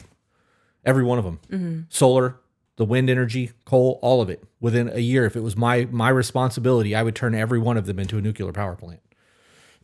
Downside of that would be an EMP attack. Yeah. But it doesn't matter because an EMP attack would fuck up the entire infrastructure regardless. And it would take so fucking long for that to repair. Like, it's not like they would just get that back up and running. Yeah. I also read something on topic to what I'm saying, that in the event that we had an EMP go off, the safest place to be in the United States would be in the Washington, Oregon, Idaho area up there, because there's so much land and so few power plants nearby that it would be radiation-free zones. So in the event that we actually get hit by EMP, we're going to the West Coast. Good to know. Canada. I was thinking we would, yeah. Yep. Okay. It'd be a long fucking walk, because any vehicle made before or after 1980 won't start. Right. Yep. I had a car for a long time that had a carburetor in it, just to make sure that if something like this happened, I could go. I went hard on the EMP thing because it's a fear for me. Like, when I was doomsday prepping, I hate that fucking term. I hate that term. This is kind of a joke when I say it like that, but I was a prepper. I had antibiotics and all that shit. I had modes of transportation to get me where I needed to go, because I believe an EMP attack would be the easiest thing to happen. Oh, yeah. It would literally just take a ship in the Atlantic Ocean. It would be nothing. Anyways. That's one of the reasons, one of my motivators to start to learn to grow our own crops and That's smart. getting into herbalism and botany and making tinctures and medicines and whatnot. Yep. I learned how to build Faraday cages and shit. Oh, wow. I had shortwave radios, ham radios and shit, all in Faraday cages. Like, I went hard on that shit for about a decade. Yeah. All right. Do you remember anything I just read? You said that the new wife has to be the real estate agent. Yes. So her husband asked if the dad could prorate costs or anything. So what does she mean by prorate the costs? Well, when you prorate something, you are like, if you move into a house on the 20th and rent's due on the 1st, they prorate the amount. So you're paying from the 20th to the 1st versus the entire month. Okay. So I don't know how she means it in that scenario, because that doesn't make sense to me. If they're selling the house and they owe $15,000 left of the year, they would just not owe that $15,000 for the year, and he would have to give it back to them if they've already paid. But if they're paying monthly, I don't see why that's a thing. Yeah, I was just going to say they're paying monthly, so that doesn't make sense to me. But did she say that they could sell the house? Because if they sell the house, then they're going to owe him the difference and get to keep what's left over, and she's going to get the real estate agent closing fees. Okay, I'm going to reread it. Okay. She said, when my husband told him we were looking to move and asked if we were to move before we owned, if he would be willing to prorate costs or anything. My father-in-law did say he would give us whatever was left from the sale. Okay. As long as we used his wife as the realtor. Right. But there's nothing in writing. This is a verbal contract. It's literally just a conversation, because there's no due diligence there. So in the event that they sell the house, dad can be like, get fucked. I never said that. See the importance of a contract? Yeah. Oh, he would never do that. He's my father. Remember that email from the sisters? From that chick that had the 3 sisters? That's exactly what I thought of. Yep. I don't mind that because I like his wife. The sad thing for me about this is, it's a business transaction. But my father-in-law's next lifestyle has made him only money-minded, and it's influencing my husband negatively, and I don't like it. If he was only money-minded, he wouldn't be married. He wouldn't have a wife. Right. This is a business deal. You treat business as business and relationships as relationships. It's not the same thing. You know, this whole situation could have tarnished the relationship that your husband and his dad built together. Could have. Because if the dad is a businessman and he wants the shit to be ran like a business transaction, and son's trying to bring in, well, you're my dad, that's not how that works. Right. Parents want their kids to be successful, and they want them to learn those lessons. And if you constantly do for the kids and do for the kids and do for the kids, they're never going to learn that lesson. If they have a safety net and you're going to always get them out of trouble, they're not learning shit. What they're learning is, I can call so-and-so and they're going to bail me the fuck out right now. Nope. I'm the same way with my daughter. Yeah. I fucking love my daughter, and I will help her, but I want to know she's exhausted all avenues of everything before she fucking calls me and asks me for anything. Right. I want the updates. Dad, this is what happened. And I was really fucking worried, but I figured it out. And here's what we figured out. And this is how we made it work. This is what happened. I yeah. love that. I'm so fucking proud of you right now. I appreciate those phone calls more than, hey, Dad, I need this. Yeah. That's a you problem. Should have budgeted your money. You're an adult. Yeah. I ain't got nobody to call. If I fuck up, who am I calling? Nobody. I got nobody. Nobody wants to hear my shortcomings. Nobody wants to hear my failures. I got nothing. It's me. Eventually, it's going to be you. That's the way that goes. That's all there is to that. The end. Did you just say Next. eventually it's going to be me, like after you're gone? Well, I was referring to my daughter, but Oh, okay. but yes, No, I was about to say. but yes, No. that's exactly how that plays out. No. What do you mean no? No. If you think that we're not going to leave at the same time, you're out of your mind. Okay. So you're saying that if I have a heart attack in the middle of the night, you're done? We'll see. I go to check the mail and the dump truck hits me and splats me all over the front of the house. Okay. Mister, I know I'm going to go out by my own hands. That's true. I mean, I don't know that. I believe that's how I'm going to go out, but I can't freak, Okay. accidents happen. You could be feeding me glass, ground up really small, and I could be slowly ingesting glass and destroy my intestines and die and bleed out internally and never know. How many micro cuts would you need for that? I don't know, but if you took glass and like Made it into actual sand and I fed it to have somebody, a mortar. Yeah. Yeah. Huh. take a big shot of insulin between my baby toe, by the time I was dead, that little wound would be healed over. Nobody would even know what happened. I was just thinking like, okay, so how are we going to follow this up? Because I want to clarify. I'll cut all that out. All right. We're going to get one email done. Do you want to start looking at food? Yeah, we should. Okay. I love that together we're chaotic. I'm a fucking mess, dude. It's almost 2:00, so we've got to be 2 hours in. Oh my gosh, it's almost 2:00. All right, so this one is called Finances. Are we done with that email? Yes, that one's. Oh. Did you have any final thoughts on it? No, or- I didn't realize we were done with it. Yep, that one's over. So she was just basically trying to explain Further herself. detail. Yeah, I guess. Okay. I think the further detail makes it worse. Yeah, I don't think it helped the situation at all. Knowing that there's not a contract, there's a real fucking problem for me. Knowing they're paying it in cash with no receipt. Yep. Whole lot of issues in that. Yeah. And the fact that they didn't go to the dad with a contract if I sell the house. Dad, if I have a contract drawn up saying that we're going to sell the house, what do you want the contract to say? Mm-hmm. Get the contract drawn up, have it fucking sent to him with the rent check, have it signed, or take it over when the rent's due and be like, I need you to sign and notarize this, meet me at the bank. Yep. Or an insurance company, or a fucking, a mobile notary. I would also get something in writing and notarized saying that up until now I've paid X amount of dollars for this fucking house. I would too, yes. Definitely. And do it while you're not having issues with dad. Because Right. you want it to happen. Like, be civil. Things are so much easier when you just get along with people. And sometimes people are fuck faces and it's really hard to get along with them, but you just be civil. You swallow your fucking pride and you be civil. I'm done now. Okay. So next one's called Finances. Howdy. My wife and I have been together roughly 5 years.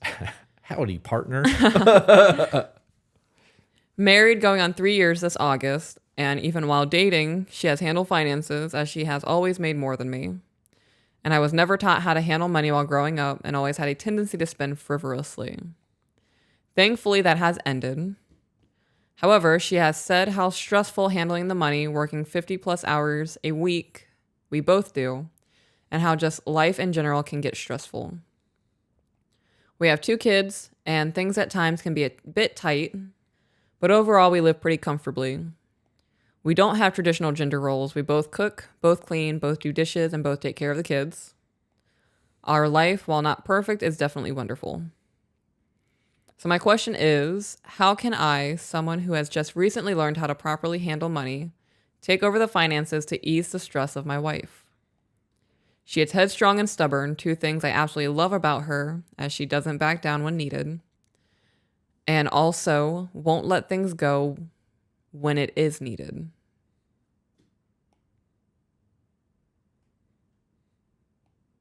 So you enjoy her being combative. Right. That's what I get from that. That's what I got from it too. She is a very combative person and won't let things go when they need to be let go. So the answer to this email is real simple. Mm-hmm. You talk to your woman and go, hey, you've told me that it's really stressful for you to handle the finances. What can I do to make that easier on you? Mm-hmm.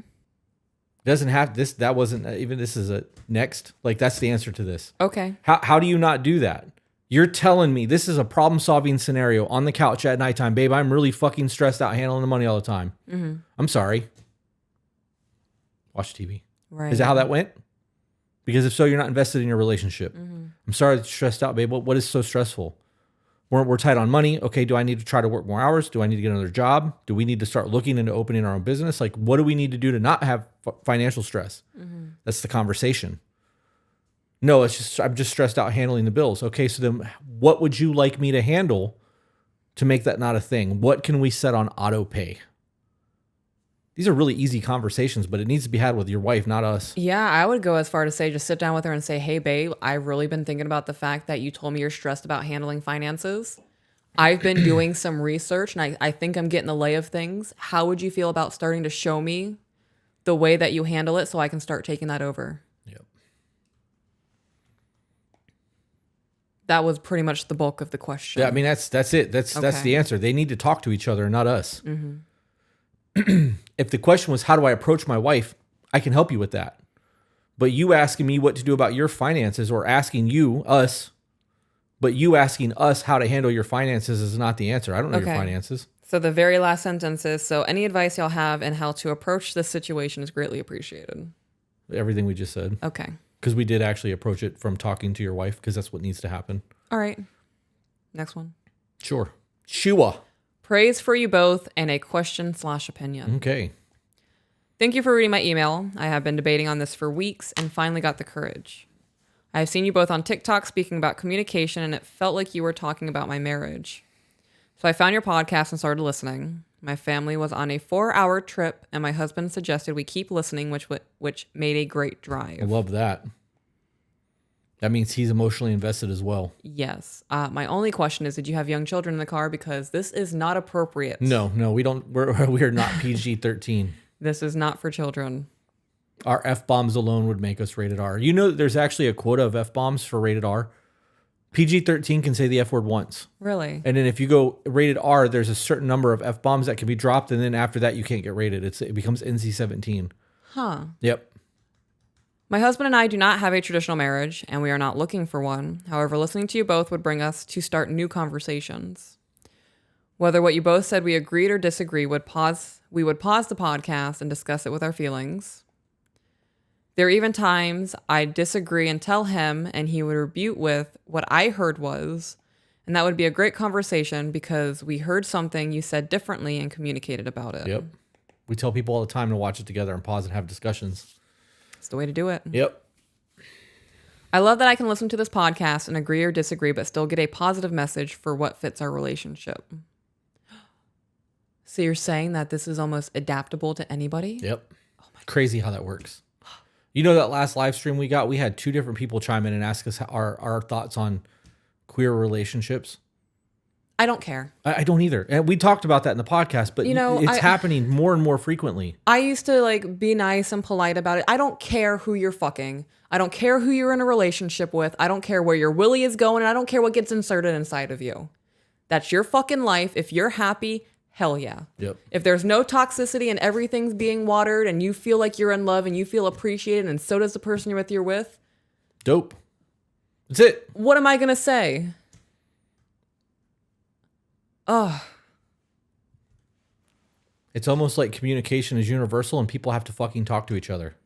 I'm slightly frustrated and I apologize, guys. This is me recognizing my emotions. That's one of the challenges for the women's group this week. And I'm frustrated because I'm having to repeat myself on something that I feel should just be common sense. It should be. It should be. You know, therapists are actually trying to teach their patients now that common sense doesn't exist anymore. Caution, coffee's hot. Yeah, it is. Now for my question/opinion. We have been together 21 years and married for 16. I will humbly brag that our communication with each other is amazing. We are great at talking about our feelings, validating each other, and giving each other what is needed. With that being said, there are times when we do argue and it will get heated to where we will raise our voices. No name calling, no raging, just louder than normal volume. Right. Which happens for almost everyone. You just have to recognize it in the moment and tone it back down. There are times in our disruptions where I have very poor volume control when I'm very emotional. And I'm trying to keep my emotions in check when we get into the disruptions. And there are times now where I'm able to catch myself. And I bring my volume back down. I bring myself to like a fucking whisper. Yeah. To make sure that I'm not raising my voice at you. I would rather you have to strain to hear me a little bit than go, why are you talking to me like this? You know that that's actually a communication tactic. What do you mean? You want to make sure somebody's actually listening to you, lower your voice. I do that with the kids, yeah. Because they have to stop what the fuck they're doing to hear what you're saying. Mm-hmm. You get people's undivided attention when you do that. People think you might be telling something that nobody else needs to hear, or that is actually a tactic to get people to listen to you. Mm-hmm. And it works way more than raising your voice because you're getting them to really engage. Have you noticed that I've been trying to do that? I noticed that we both I noticed that you didn't realize you were yelling a lot, and you do it a lot less. And like when you catch yourself doing it, you apologize to me in the moment. Mm-hmm. But we don't yell at each other. That's not a thing. Like when we start to raise our voices, one of us catches it immediately and be like, okay, de-escalate. Like we don't do that to each other. Okay. It's just really what it comes down to. So yes, I've noticed it a lot because in the beginning, when you'd get animated, you would get loud. Mm-hmm. And I'd be like, why are you yelling at me? And you're like, I'm not. I'm like, yeah, you fucking are. You don't do that anymore. Okay. Like you definitely catch your volume and bring it back down on your own. You do apologize when you do it too. I do the same thing, but that's healthy. Dude, you know how fucking healthy it is to be able to catch yourself in a moment of frustration and anger and realize that you're treating your person inappropriately and pull that shit back down so that you're not screaming at each other. That's how you resolve conflict in the moment, because you're not in conflict. When you realize that you're getting heated like that and you're getting emotional and you can rein yourself back in, it's healthy. Right. Yeah. Our kids are 10 and 12, and we always wait till they are in bed or we go outside to have these heated conversations. Why?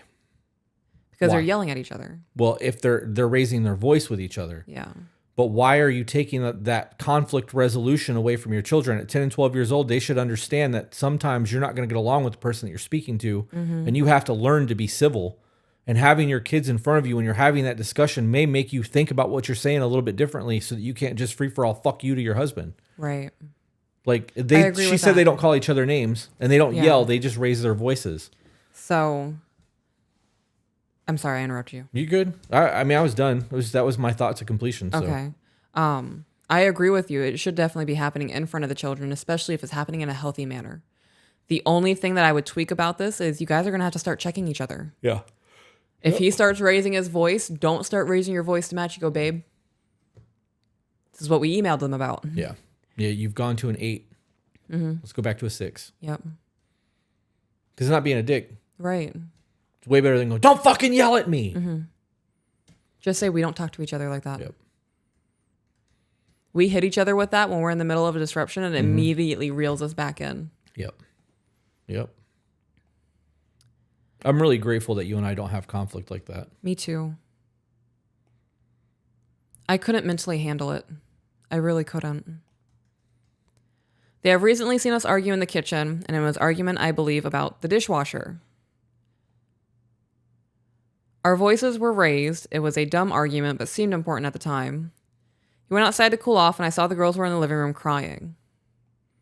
I asked what they wrong, and they said we were yelling. I assured them that it was okay, and people can drive each other crazy sometimes, just like they do with each other, and they seemed to understand that, and then wanted to know what was for dinner. My question is, are we doing them a disservice by hiding our arguments? Yes. At that age, yes. I think you're also doing a disservice by yelling at each other in front of them and then justifying it. Right. I'm a tangent. Okay. That dishwasher scenario falls into the rule of 5s. Mm-hmm. You are arguing over something that does not matter in the next 5 days, 5 weeks, or 5 months. Why are you arguing over it? Why is this an argument? Why can't you just have a discussion as to whatever the dishwasher issue was? If one of you does something the other doesn't like, just apologize for it and move the fuck on with it.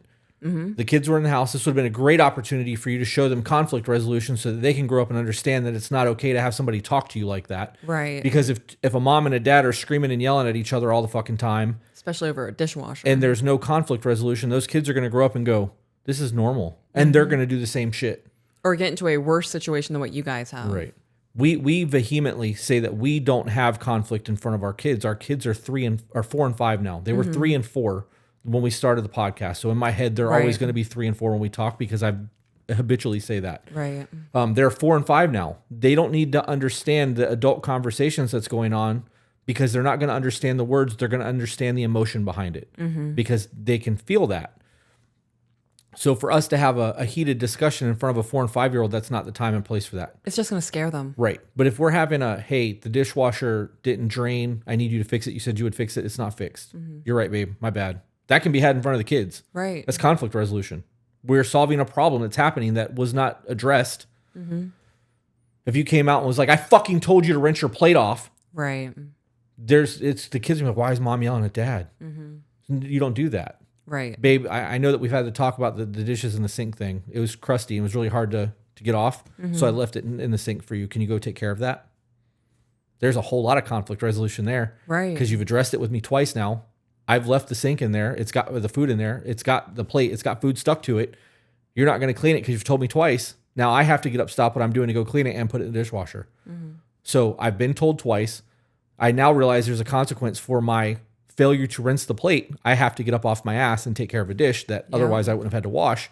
Fourth time, there's not going to be a fourth time because I know that if I don't rinse that shit and I'm watching Monday Night Football, which I fucking hate sports. Yeah. I truly hate sports. I have to stop my football game to go in there and wash a plate. What happens if I miss the score-winning touchdown because she wants to run the dishwasher before we go to bed? It's got to be done right now. I could truly miss the game. Like, kids see that shit. They do. That conflict resolution in the moment is how you should address your partner. I can understand there are times that things get elevated and you are going to raise your voice with your person. 10 and 11 years old is a good time. 9, 10, 11, 12, 13. That's a great time to teach them that conflict resolution when people get like that. And in the event that you guys are screaming at each other and one of those kids go, why are you guys yelling at each other? What's going on? There's a good fucking check right there. Yeah. Like, yo, the kids are being like, why are you guys screaming at each other right now? You're being emotionally checked by a 10-year-old. I had somebody tell me they had a toddler, right? And her man weren't getting into it. There were slightly raised voices. And their child walked in and said, why are we yelling? And they've never done it again. Yeah. That was all that they needed for them to recognize that they're paying attention and we're not handling this right. Yep. We've actually had people tell us that are in that therapy field that we are doing a disservice to our 4 and 5-year-old by not having arguments in front of them. No. And my answer is always, one, we don't really argue. Right. So we're not having an argument. Conflict resolution in our home looks very different than most homes because we don't scream at each other. But if you and I have to have a very heated discussion where one of us is going to get emotional, normally you, because you're a crier. I do. I cry a lot. I'm not doing that in front of a 4-year-old little girl. Yeah, my daughter doesn't need to see me crying because and I have to problem solve. Right. She's not going to understand that you just cry. Like, right. You know what I mean? I don't know. And I'm not going to ever raise my voice in front of our kids. I mean, I'll dad voice them, but they're not going to ever see that side of me. Right. Only time my kids will ever see the darkness in me is if I'm defending them, and they need to see that. Or they see you defending me. Right. Yeah. Yeah. Conflict resolution is healthy. Kids need to see that shit. And you need to be the example of how to handle that because as they grow up, they're going to remember those life lessons, and that's how they're going to deal with shit. And that's how they're going to set standards and boundaries with other people in their lives. Right. And for those of you who say, well, how do you conflict or problem solve with children, like the ages that we have? I do it with them. Choice theory. Right. So there are times when I get overwhelmed or overstimulated, I feel myself getting worked up and I start to get agitated and I'm raising my voice a little bit. I catch myself in front of my children. Like if 50 million things are happening at once and my daughter just says something that I perceive as attitude. And I jump off the handle a little bit. I'm like, excuse you, apologize to me. Yeah. And then she repeats herself like, no, mommy, this is what I meant. I'm going to apologize to my daughter. Yeah. I'm going to say, I'm sorry. I did just overreact a little bit. And I'm going to explain myself. I'm going to say, I'm overwhelmed. And they understand what that word means. I'm going to say, I'm overwhelmed and I'm agitated. I was just mean to you and I shouldn't have done that. I'm sorry. Yep. and I catch it in the moment and I apologize to them, and now they do it to each other. Right, because you've taught them accountability by example. Right. Instead of going, just go to your room. They don't have to see it between two parents. Right. Any final thoughts before I keep going? No. Okay. I'm not checking my phone, ignoring you. I'm checking to see if the food's on the way. Okay. And it was just picked up, and we're on the last paragraph. All right. So this happens very rarely, but I don't want them to have a false sense of how relationships look. I love that they say us happy and lovey and dovey and talking, but it does give them the sense that if they get into a relationship where everything is good, the moment it gets rocky, they might feel they need to get out. Yeah, that's true. It could be that way. It could be. But it could also, having that conflict resolution in front of them could teach them how to handle and navigate those waters. Mm-hmm. What is it? Smooth water doesn't make a skilled sailor. Right. That's all there is to that. You want your kids to learn how to navigate this shit, you got to teach them how to do it. Yeah. I'm just going to go back to what I said. You guys are going to have to implement it, catching each other. And when, say your husband says, baby, raising your voice a little bit, don't go, no, I'm not. Yeah. You are. Yep. You have to catch. Sorry, I didn't realize I was doing that. Right. I'm sorry. I don't want to speak to this. I don't want to speak to you like this. I love you. Yep. It's fucking powerful, right? First It time I is. hit you with that, it fucked you up a little bit, didn't it? Yeah. I was like, what the fuck did you just say to me? Yep. Threw me off of everything. Yep. Everything. Never heard that before in my life. It changes the entire conversation. Yeah, it really does.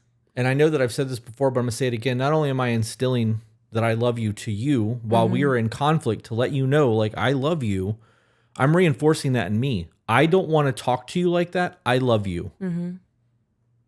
I'm enforcing this in me. This is somebody that I love. Yeah. I don't want to hurt them. Be better, Chris. Like, get your fucking shit together. Lower your voice. Mm-hmm. She's a human being.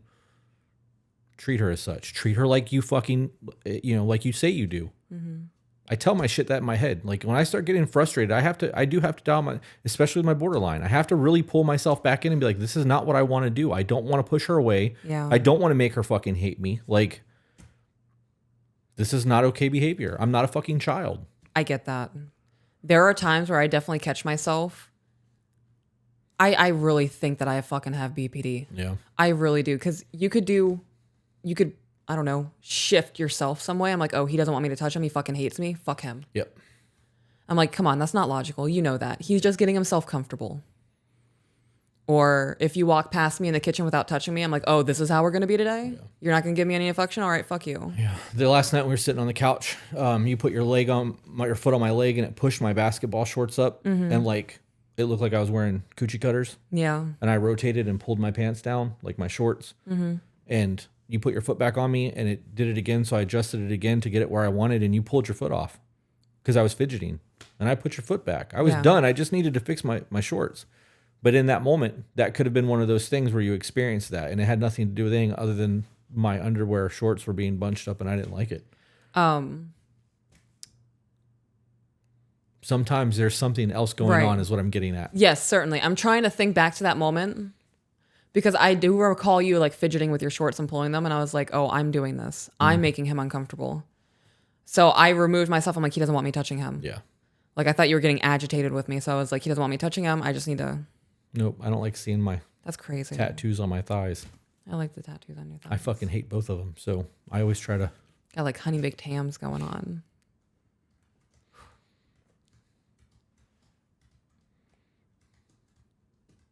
I'm never going to fucking starve, guys. Like Onlyhams.com. Oh. I want them to obviously have wonderful marriages, but also no arguments and disagreements can happen. That's also a small part of it. I think the food's here. So that's the end of the email. Okay. Yeah, I mean, you guys are doing everything great. It's just in those small moments, catch yourselves and apologize and do it in front of the kids and do it with the kids. Yeah. If you raise your voice unnecessarily at your child, apologize. The undeveloped brains are like sponges. Mm-hmm. So all the shit that you're doing that they catch unconsciously is going to dictate the way they live their lives. Yeah. And like, if you're always screaming, they're going to start screaming. And when they're teenagers, you're going to have mini yous. Mm-hmm. And how many times do you see people in the comments go, my kid's a mini me. She's got the same attitude I have, blah, blah, blah, blah, blah. And we can't get along because of it. because you treated them like shit their entire fucking childhood and they're sick of it. And that's the way that they know how to deal with conflict because that's how you've dealt with conflict. Yep. Especially with them. Right. Instead of going, wait a minute, you're right. Mm-hmm. How many parents are apologizing to a 3-year-old? I have not seen it outside of me. Right. How many adults do you think are apologizing to their asshole teenagers? Oh, probably never. Right. Because they're the authority figure. Yeah, they justify their actions. It's not a relationship. They have a dictatorship in their house. It's a very different scenario. This is why we do choice theory with the kids. Yeah. This will be probably 3 or 4 chapters into choice theory by the time this comes out, but I'm going to plug it. Okay. For you guys who are new to the channel or who are not watching our Thursday night live streams, we are currently covering choice theory. Choice theory was sent to us by a therapist that we are actually interviewing this Friday, which will come out before you guys even see this. Choice theory is written by William Glasser. We have an Amazon affiliate link. It'll probably end up either in the video or in the chat when all this is going on, because this will be a premiere. Buy the book, read the book, try your best to understand and like ingest as much information as you can because of that, because the book is not just about making a decision. Mm-hmm. It talks about understanding the difference between a relationship and a dictatorship, or control and choice. Mm-hmm. Most people have a control and ownership with their person or their kids where they don't have that with their best friends and wonder why they can have a friend for 50 years but can't keep a partner for more than a month. Or why they're on their 4th marriage. Right. Or why their kids don't fucking speak to them anymore because there's no relationship there. You don't want your kids to fucking fear you. You want them to respect and love you. Mm-hmm. And when this is why kids who have good relationships with their parents, when the parents are like, I'm disappointed, it fucking hurts a whole lot more than a spanking ever will. I'm just going to interject and play off that point real quick. So I started doing that with the kids. Yeah. I'm hitting them with I'm disappointed in you, because it gets that, oh man, I really messed up. Like, mom's upset with me. She's not mad at me. She's upset. Yeah. And, there are certain things where I'm like, if you keep that up, you're losing your tablet. Yeah. In those moments though, where I hit them with, better than that. I'm disappointed in you. That's when they're really like, damn, I'm sorry. I got to be honest. I don't think I've ever heard you say that I'm disappointed in you. I've heard you say I'm disappointed in that behavior, but I don't think I've ever actually heard you say I'm disappointed in you. You might have. I said it last night to our daughter. Yeah. Mm-hmm. Yeah. I have heard you say I'm disappointed in that behavior. We don't do that. Mm-hmm. Yeah, it's wild to me. We and even with the tablet thing, like in terms of taking away the tablet, we give them a choice. Yeah, we do. You have 2 choices. You have a lot of choices, but if you don't do this or you don't get this done, that is not going to be an option anymore. And they don't throw a fit when I take the tablet either. Right. Yeah. They also don't get a lot of time with the tablet. It's time management. Right. I think it's a big deal too that like even teaching them to charge the tablet. Like when they learn how to charge the tablet themselves, if it dies, they can't whine about it. Right. You knew that the battery was dying. You had an indicator on it. So you had a decision to keep watching or put it on the charger. Mm-hmm. So now you're halfway through with your show. You don't get to watch Bluey right now. You didn't charge your battery. This is what happens when you don't do the things that are necessary to succeed. They're learning choice theory and conflict resolution and consequences for not following through. Right. Mm-hmm. Yep. We're raising amazing children. We're fucking trying to. We're trying to. They're still very young. We have no idea how this is going to play out. Right. I think that they actually get into choice theory that gets into schooling and shit too. They talk about it being implemented in disciplinary schools. And they say that with that program, wherever they did it, that they did a program with girls in a disciplinary setting who are being removed from a juvenile detention place. We just got an invitation to go to Alaska. We fucking did not. We did. It was from John.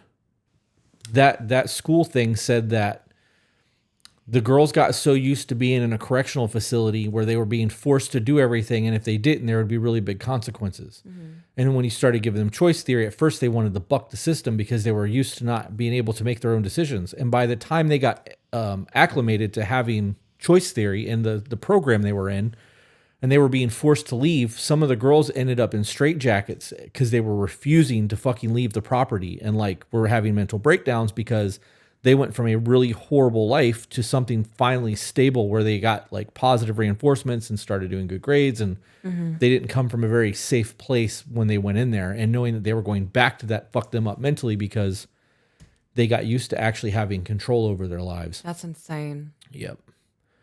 We have to, I can't wait to get into that book. That's one of the main reasons why I want to take all that shit with us when we go to St. Augustine, because Thursday night we are supposed to be doing the first live for Choice Theory. Are you doing an intro on that, or are we just going to jump into it? I think at this point we've talked about it a lot. There really is no need for an intro. Yeah. I'm just going to get straight into chapter 1. Those chapters are a lot longer than the other books we were doing on Thursday nights, because we were doing love languages and apology languages. Yeah, I could read and make notes for 2 of those chapters in a day. Yeah, for the love languages. For the love languages and apology languages. And what about Choice Theory? Choice Theory, it takes me about a day to read through the chapter if I don't have a dedicated time to sit down and read. If I'm just reading when I Food's can. Here. So it depends.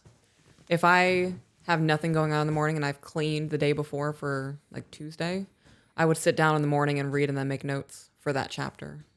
How long do you think it'll take us to do those episodes? And are we doing a chapter every time? It depends. So I'm gonna feel it out. If there's a chapter where I only get 4 or 5 notes out of it, then I would hit another chapter. I have the inclination that it's gonna be like Never Split the Difference. It's not. Well, Never Split the Difference typically takes us about an hour and a half to get through one chapter. Oh, I thought you meant the way the book was written. Sorry. No. I equated what you were saying, the Choice Theory book, to the Split the Difference book, and they're not the same. No, I know. Okay. I meant my process is, so for example, with Never Split the Difference, I have 18 points that I want to read from the book to elaborate on. And if it takes 5 minutes for each of those points, that's like 50 minutes, Right. 55 minutes. Yeah, that makes sense. I think that there are going to be chapters. I'm sorry. I'm wrong. That's 90 minutes. It's an hour and a half. Yeah. There's going to be chapters in that book that I'm not going to want to get into.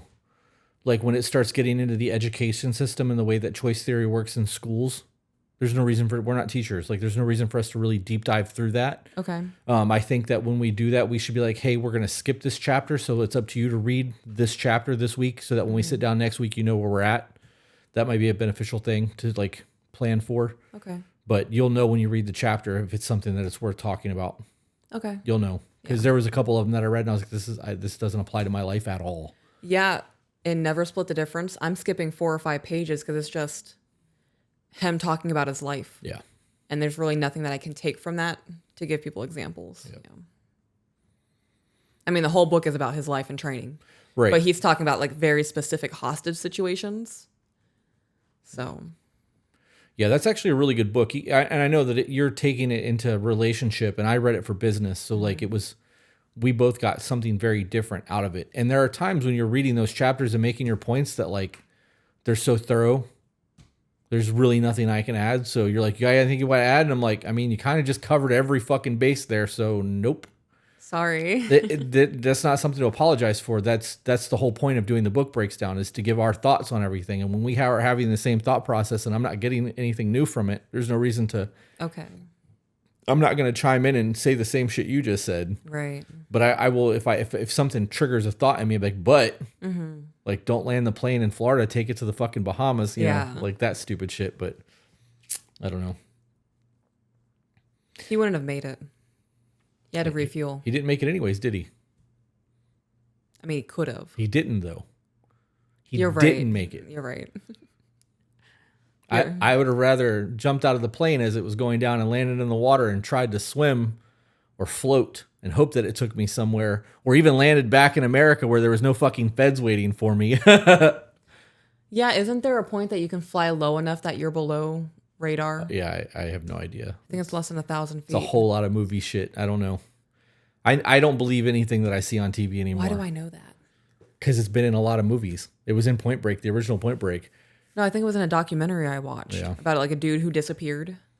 Yeah, I don't know. Huh. I don't know. There could be. I'm not willing to trust my life to something I saw in a movie once. Or anything that's easily accessible on the internet that can be tracked. Yeah. Do you have anything else you want to discuss? I think that we're going to be probably around 2 hours for this one. No, not particularly. I'm hungry. I want my sandwich. Me too.